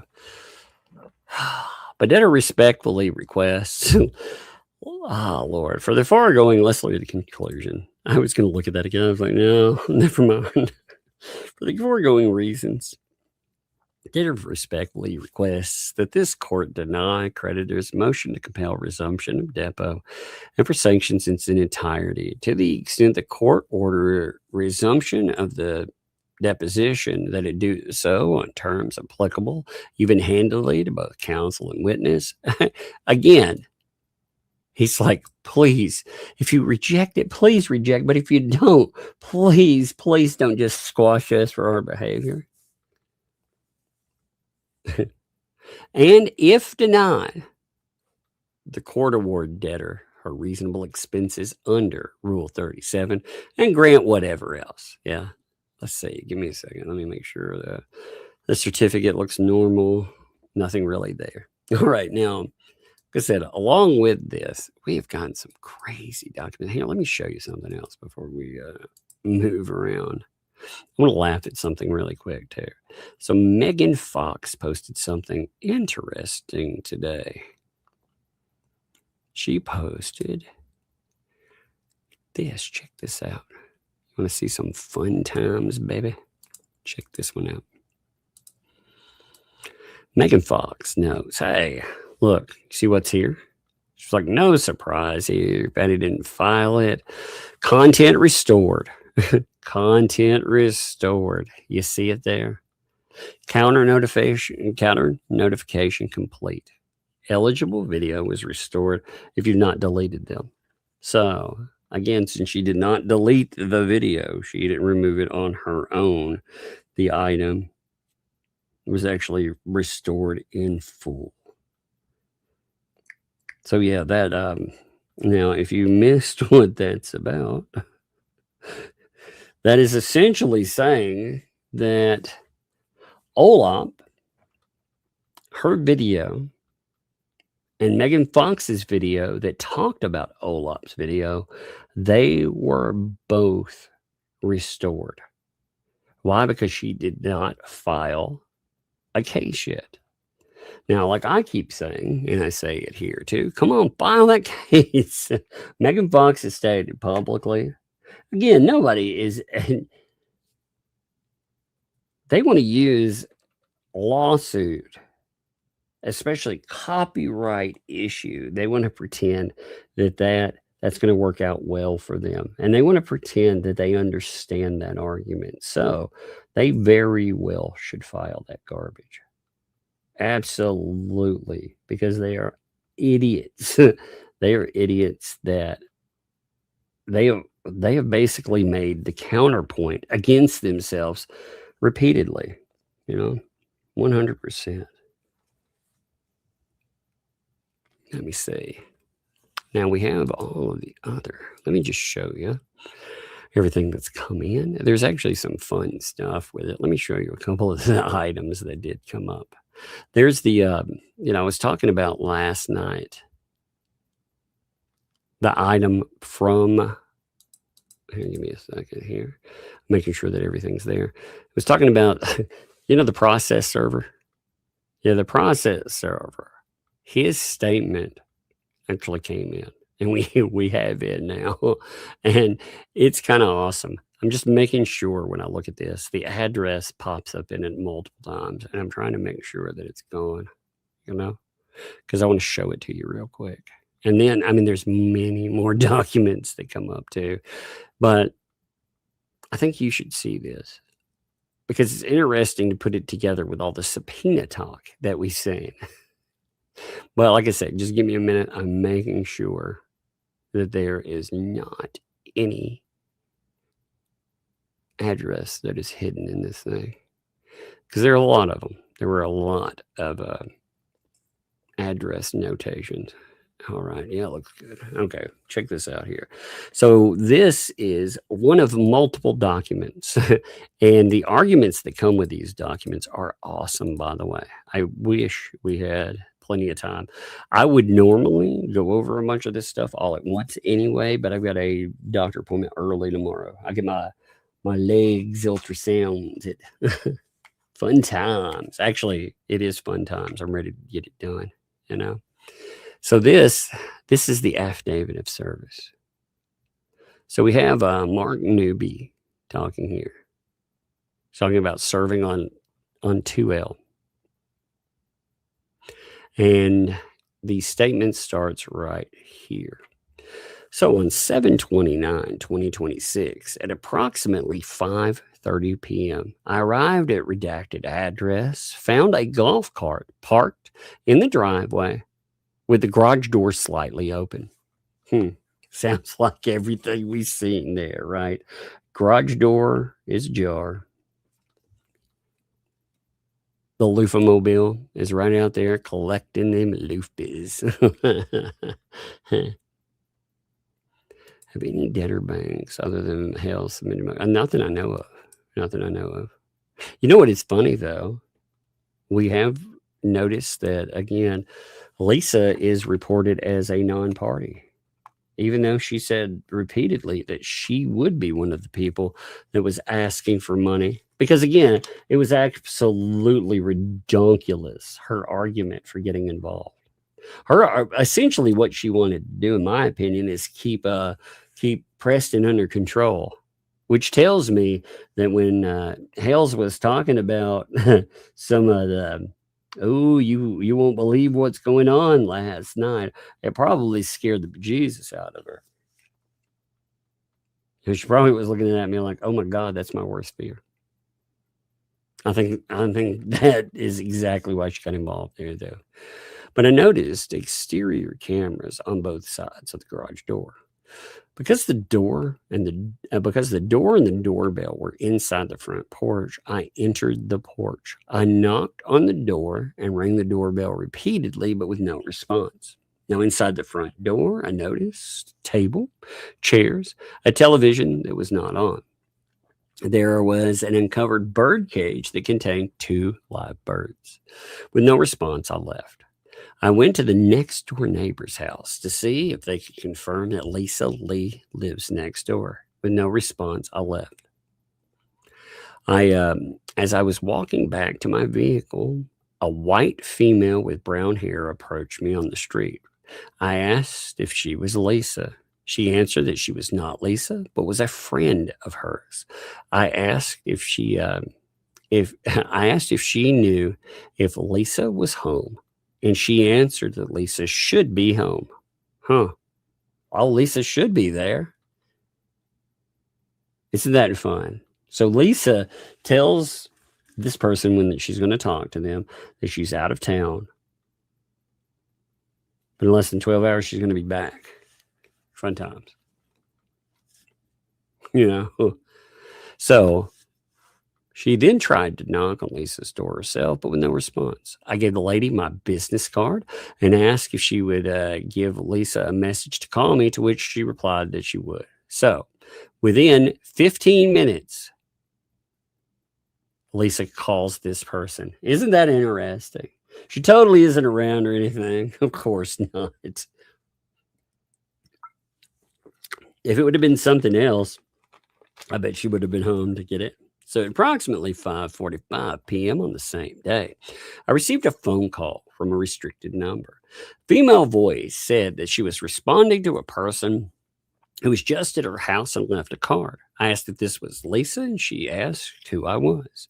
I identified myself, telling her that I had a package that needed to be given to her. She asked who the package was from. I told her it was official process, and it was important that she get it. She said that I should have just left it with the neighbor that I spoke with earlier. Why the fuck would you do that anyway? Look, this is absolute absurdity. Right? Let's just say it was a package that was important enough that somebody needs you to take control of it.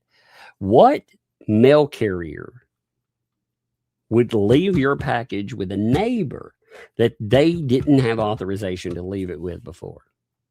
Like, why would they do that? I would flip my crap out of that, wouldn't you? Like if somebody just randomly left my packages with a neighbor that then they didn't ask beforehand. Now, if they asked and I said, yes, that's great. It's fun times. But before that, no. So she presses them. She pressed me to find out who was sending it. And I told her that it was regarding a matter in federal court. She said that she knew all about it and that it was just someone trying to cause trouble. It's just somebody trying to cause trouble. Wow, that actually sounds like a piece of crap that I hear taking aim at Megalodon's foe. But hey, what do I know, right? I asked her how I could get the documents to her. She said that she was, quote unquote, out of town. I told her that I'd seen evidence that suggested someone may have been in her house. She answered that it was her hubby. She said that I could give the papers to him. I told her that I would prefer to give them to her directly. She said that she would take pictures of where she was with timestamps to prove she was out of town. Yeah, that means what exactly? With timestamps. I told her that I would inform the court that I spoke with Lisa on the phone, and I informed her of the papers that I needed to deliver, that she knew what it was about, and she was not available to receive them, was out of town. I asked her if that's all correct, and she replied that it was. I left a message for Mr. Shoshay to return the call. Shortly after, Mr. Shoshay receives my call. I informed him of what had transpired that day and the conversation I had with Lisa on the phone. We discussed that her husband is likely being at the address. I asked Mr. Shockett if it would be okay with substitute service. He agrees. In her absence, substitute service would be okay under the provisions of Florida law at the residence with a cohabit at over the age of 15. So on the 30th, it's the next day, at approximately 8:25 a.m. So actually, we're talking what? We're talking what? 15 hours, actually, or right on it. I mean, not exactly, but close. I returned to address redacted. The same golf cart appeared to not have moved. The garage door was still partially open.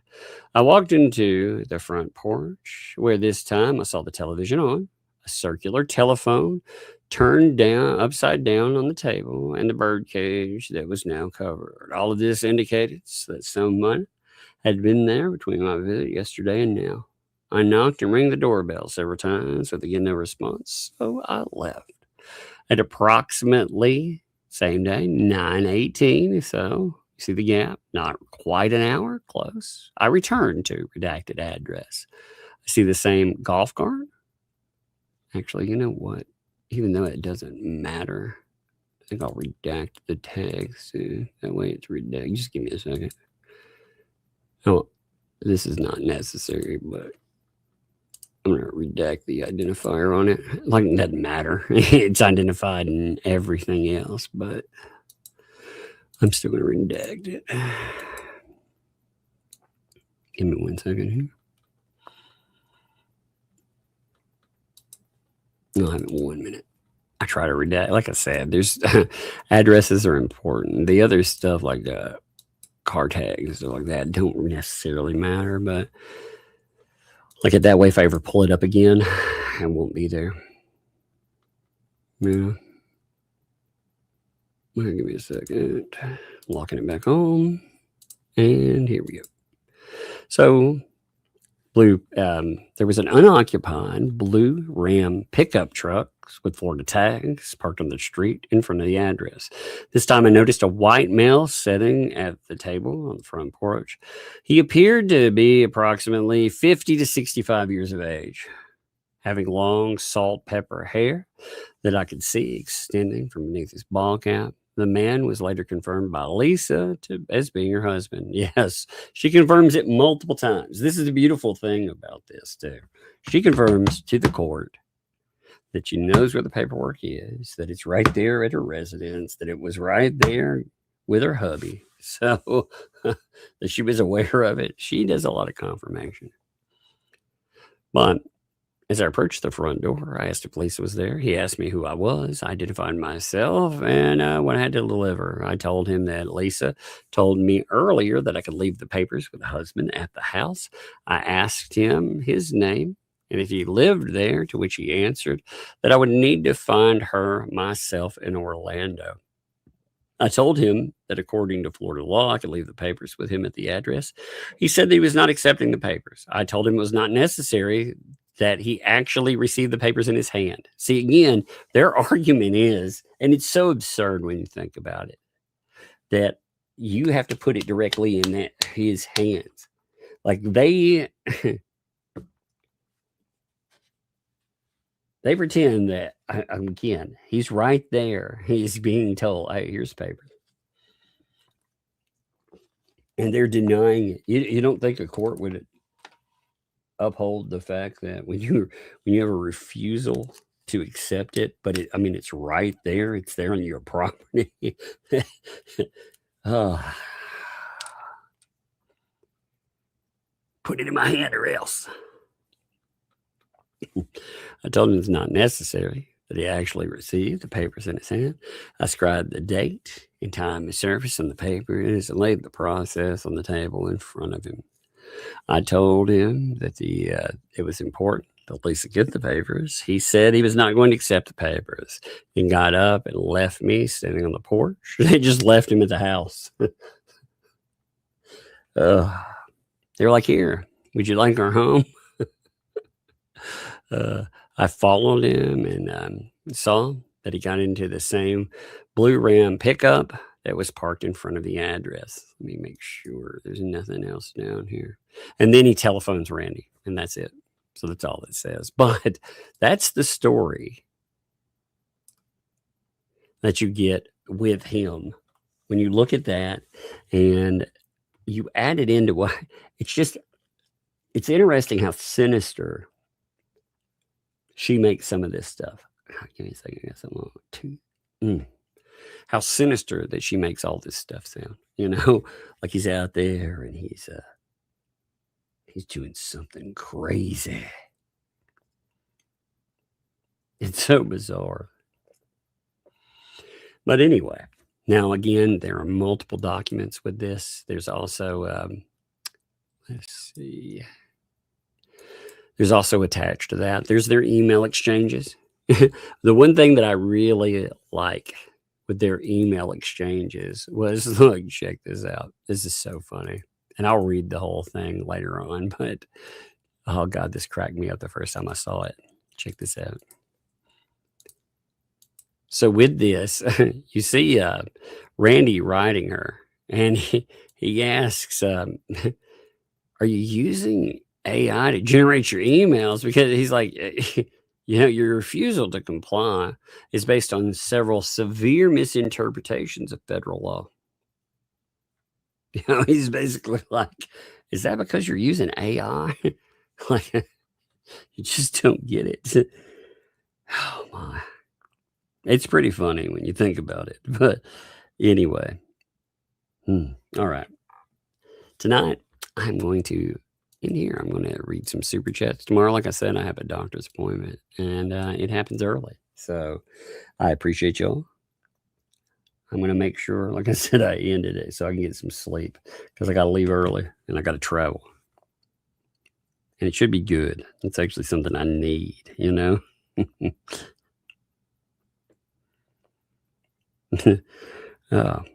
What's up, John? Thanks for the 5 here. Tug hates only me because he isn't going after Lisa Lee, or does he? Lisa will have to piss and shit her towel until she finds out. Gross. Megan's overseas with T. Sounds like it should be in England when the interview lined up. Lisa, wait and see. Huh. Is that the guess? Is that what's going on? I love all the theories to where Megan actually is. What's going on with her? I told you that you could read all about it. You just have to go to the I Hate Megan Fox Doing Yoga.com. I love the fact that they bought that website. They need to fill it with like some funny pictures, of like with Megan Fox like doing yoga, and there's X'd out. Yeah. So Judy, thank you for the gold coin. I think that'd be funny. Allie, thank you for the floating heart. Max Lab, thank you for the buck there too. Hey, and thank you again for sending Zevo. I appreciate you. Huggy B, thank you for the gold coin. And also, thank you for the floating heart. Thank you, Huggy B. Linda dropped a silver star and 100. Thank you there. Pokemon, what's up? Thank you for the party hat. Shell, thank you for the happy poo. Indeed. What's that? It's a Cat Lacey. Thank you for the 5 there. Hello, Todd. Been looking for a long time. Today's my birthday. Heck to the yes. Well, you know what that means. Happy birthday from both of us to you. Happy birthday. May all your dreams come true. Happy birthday. Happy birthday. We love to have you here. Happy birthday. Here's to another year. All right. And hope it has been amazing. If, however, it's not, you get that do-over, and you should be celebrating a whole week because it's about you. Always celebrate yourself. All of you. Thank you. Love to you. Alan, thank you for the thumbs up. Thank you, Alan. Deborah, thank you for the gold coin there. Woe is me. Thank you for the floating heart. Ralph, thank you for the happy poops. Give me a second, clear my throat. Man, I laughed myself right into some congestion. Fallen Hero, thank you for the gifted membership there. Thank you very much, Fallen Hero. Appreciate you, my friend. AJ's World, thank you for the silver star. Hey, AJ's World, hope you're doing good too. Ralph, thank you for the treat. Thank you, Ralph. As always, appreciate you. JC, thanks for the 9 months, baby. Birthing a membership. Looks like Megan actually quit because she made so much money on that groundbreaking, brand new, never before seen Bell scam. Yeah, that's actually what happened. She fled with all that, with that non-existent money, right? Oh man, What a dumb thing to accuse somebody of that you're threatening to sue.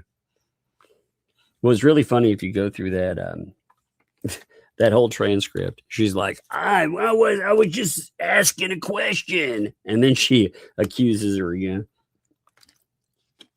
It's unreal. It's unfreaking real. It'd be, I mean, that is like, again, this person is so stupid because all they do is defame. And then they're like, I'm going to get you for defamation. It amazes me. All right, let's continue here. Fawn. Hey, Fawn. Hope you're doing great there. By the way, thank you for the treat. Bill. What's up, Bill? Thank you for the silver star. Max Lab. Thank you for that dog, by the way. Appreciate you. Diane, thank you for the floating heart there. Thank you for that. Just Jay read his thing there. That was fun. Remember, Just Jay will be on this week. He will be on Thursday. It will be a jam-packed lineup this week. And Yale, thank you for the 1,000 jewels in the gold trophy. Thank you. That is awesome. Appreciate it. Fans and darling, thank you for the gold trophy too. I love it. Thank you for that. Rick, thanks for the happy poop. Thank you there. Appreciate it. JC, thanks for the 5. Gabe is a superstar celebrity. That's right. I liked this one. The world's first and only person with a civil felony. That's right. Apparently you can have a civil felony. You too. Get a felony, no problem. It's also civil. Oh my. These people amaze me. They're such clowns. Oh, Melbourne. Tyler, thanks for the 5. Breadstick money to piss off Lisa and her crew. Also, congrats to our friend Ashley and her brand new baby boy born yesterday. By the way, that is important too. That requires a later. Happy birthday! Happy birthday! Heck yeah! From both of us to you. Happy birthday. May all your dreams come true. Happy birthday. We love to have you here. Happy birthday. Here's to another year. Oh man. By the way, I had somebody lovingly decide to prod me today. You know, the person that apparently falsely accused a man after sending them a box of explicit objects, I'm going to say, and then dumped their explicit back and forth, and then accused them of something improper, let's just say. They decided to tell me, oh, fuck me. Well, first of all, no, thank you. I'm not up for that thing, but I think we will have some fun times on it. I'll have to slot you in, you know, because, I mean, you are a bit inconsequential, but I think I could slide a little time in there. Make it work. Make it work. Make it rain fun times. These people, man. I haven't even been over to Twitter in a while. I go over there and I see a clip of myself being told that I'm stalker. Then I'm like, who the fuck is this person? And apparently, I guess they supposedly apologized, but they deleted their account before I could look at it. Apparently, they have a hate boner with Megan. And the funny thing is, they were like, well, it's because of a mod. It's a mod that caused it. That's that Machado all these people keep talking about. And they blamed a mod. But the only problem is I got sent 4 or 5 more instances of it. See, typically, it's this weird thing. Like, I don't care. You say whatever you want. I don't give a fuck. But most of the time, I'm too just busy to care. But as you know, sometimes I have these little bored moments, and I'm like, maybe I do want some more fun times. So, maybe we'll slot them in. That'll be fun. I want to learn about them. But Melbourne, Tyler, thank you for the 5. Breadstick money to biz up the police and it grew. That's right. And thank you too. I appreciate, and you know, the A happy birthday to newborns especially. It's great. The kids' birthdays, I always love that. Carol, thank you for the silver star. Thank you there. Appreciate it. Lynette Mubston, thanks for the 5 there. This to Felisa for a lawsuit against the Megan. Yeah, that's not happening. I'll wave it around and be like, woohoo, look what I found. Hey, what's up, 2012? Thank you for that. Yes, her new name is Beef Jerky because she's so salty. I thought that was funny. Timmy's Pop Pop, thank you for the sparkles. Thank you, Timmy's Pop Pop. It is great to see you. Appreciate you over all different day. Thank you. JC, thanks for the 10 there. As that lawyer, yes. Like I said, yes, you defend your client for sure. You are there as an advocate for your client. For 100%, and that is really your job. So I don't fault a person for that. In fact, as I've said many times, I believe that everyone should get a lawyer. You tell these people, get a lawyer. It's funny. The majority of cases just fail before they even get going. So these folks, they think they're something. And you notice that it's led to so many weird things. You know what I was thinking about too with this? I was thinking that wouldn't it be interesting if like Lynette ends up losing property and everything else attached to this? Say to Lynette, if Lynette ever is out of the game, right? She ends up done. And her stuff is removed. Look at everybody else that got screwed in here. Bruce, he's looking at losing his license potentially. Like I said, I don't think they'll take it forever, but I think they may take it for a bit. You also have you have 2L who's looking at a mess potentially. Who knows how big that mess could get? We'll see. You also have on top of it, I think the Bruce thing is the biggest mess. You have paint chips that's logged up in this this disaster that continues. You have they were so shaken last night too. You even had like a milquetoast sighting, which was pretty funny. They were all crying and whining about how everybody's so mean. It's like, are you kidding me? These are the same folks. Like, again, if you look at Miltoast, his background, he's said in some pretty awful shit to some people. And it always intrigues me to see the folks cry about how if somebody, they don't show them nicety, because you're not obligated to that. So if you don't show them nicety, they're like, oh. It's really interesting. Like I said, JC, though, appreciate you. Natalie, thanks for the 20. I did check that out. Thank you too, Natalie. And thank you for the 20 there and the support. Appreciate the heck out of you. Tizzy the Bones, thanks for the 2 there. I should check that out. Thank you again for noting that too. And thank you for just being you. Appreciate you. Mystic, thank you for the silver star. Thank you for that. Jen, thank you for the thumbs up. Thank you, Jen. Appreciate that. Mostly a harmless fuzzball. Thanks for the 5 there. Yes, I agree. I did seem like the optimist, thinking you could make sense of that stuff. That's true. Mystic, drop that silver star. And Mystic, thank you again. Drop the happy poops. Hey, thank you, Mystic. I appreciate you.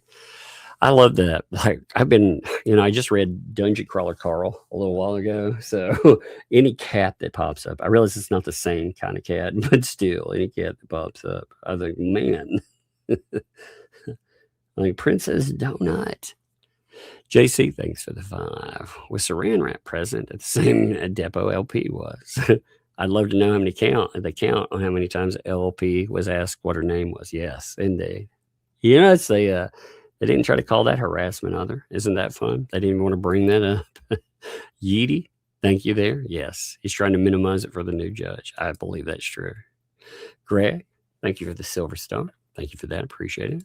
Uriah, thank you for that again. For the suitors for her. She'll like that. And thanks for, I'll tell her about the dance around your handbag. I have questions. Thanks for the 5. I have a question. Did he load the depot into AI and ask you to write a legal defense. Is it court tomorrow? It is indeed. It is. They, and that makes sense with Saran Wrap, because Saran Wrap does everything at the last moment. See, if you were trying to win over a judge, here's a question. If you were trying to convince a judge that you're not the thing that other people have tried to say, wouldn't you, I don't know, put the motion in a little bit before? I mean, that would make sense, right? It would.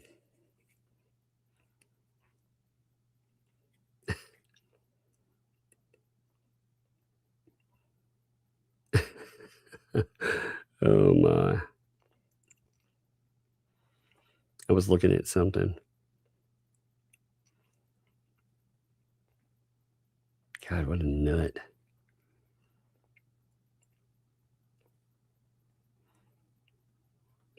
These people are just nuts. All right. I have questions though. Thanks. I was looking at new posting for something. Rob, thanks for the 5 there. Have any debtors or banks other than Hale submitted motions? Like I said, that was a good question. I haven't seen anything really. AJ's World, thank you for the 100. Thank you, AJ's World. As always, appreciate you. And the Silver Star, thank you there. JC, thank you again, JC, too. Thanks for the 5. A little suspect when evidence is offered before it's requested, and requests it left with husband and claims improper service on the request. Yeah, indeed. Isn't that weird? It seems rather strange, doesn't it? Rather strange. Ken, thank you for the makeup brush. Ooh, get my good side. Heck yeah. Hey, JC, thank you, too. The email, like if you need anything redacted for tomorrow. I appreciate that. I do appreciate that. I think I've got everything that's come up, but if a new document does pop, if we have something brand new, I may not have time for redaction. So if anything happens, remember there's that hearing tomorrow too. So that might be interesting. E. Poindexter. What's up, E. Poindexter? Good to see you too.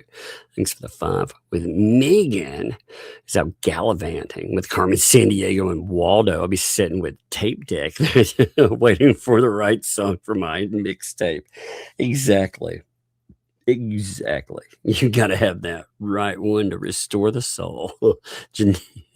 Janice, thank you for the 27 months. Sorry I had to pull back on memberships for a minute, but I'm back now. Good luck tomorrow. Ultrasound on my legs. It was relaxing. They tell me to expect first of all, thank you. And, in life, like I said, if you can support and you want to, thank you. If, as Megan says, I do not want your ramen money, though. I don't want your living expense money. But if you want to pop some Starbucks money, then that is totally fine. But thank you for being here. You've been here for a while anyway. You got 27 months on. And yeah, the ultrasound stuff, they told me an hour. They said that it should be okay. So I usually bring a bunch of crap with me. I bring a video game. Bring like a Switch game. I bring something to read. I'll bring, obviously I've got my audio book with my headphones so I can listen to something. But on top of it, I normally bring like a tablet. It will have loaded in, but it also, it's funny, I bought a long tablet a while back, one of the bigger Androids. Not expensive, but bigger, And the reason I got it like a larger screen is so I can turn it sideways, and I like to read comic books on it. If you look at comic books at that size, they sell those. They've been giving, reprints of everything under library editions, which are larger editions. Well, if you read them, if you get a digital copy and read them on a device like that, there's no reason to have to go and rebuy it as a freaking library edition, which is nice. Thank you. by the way. Talking about I had to stop myself. Start talking about books. Pandora, thanks for the two. Good luck with the doctor tomorrow, Tug. Much love to everyone. Well, thank you. I appreciate that. And you know what? Thanks for all the love, folks. Yoda's Chicky Nuggies. Look at that. New. That's beautiful. I love it. I love that we get different avatars and everything. I love the dedication to the avatar. It's great. Jesse, thank you for the two. For the sparkles. Thank you for that. Appreciate you. Rest in peace, Face. Drop that 100 jewels and the high five. Heck yeah. Give me that high five, baby. Woo, yeah. Thank you. I guess I gave a return high five from you. That was awesome, actually. Thank you for that. And Barbara, thank you for the sunshine. Sunshine. Thank you. I appreciate it.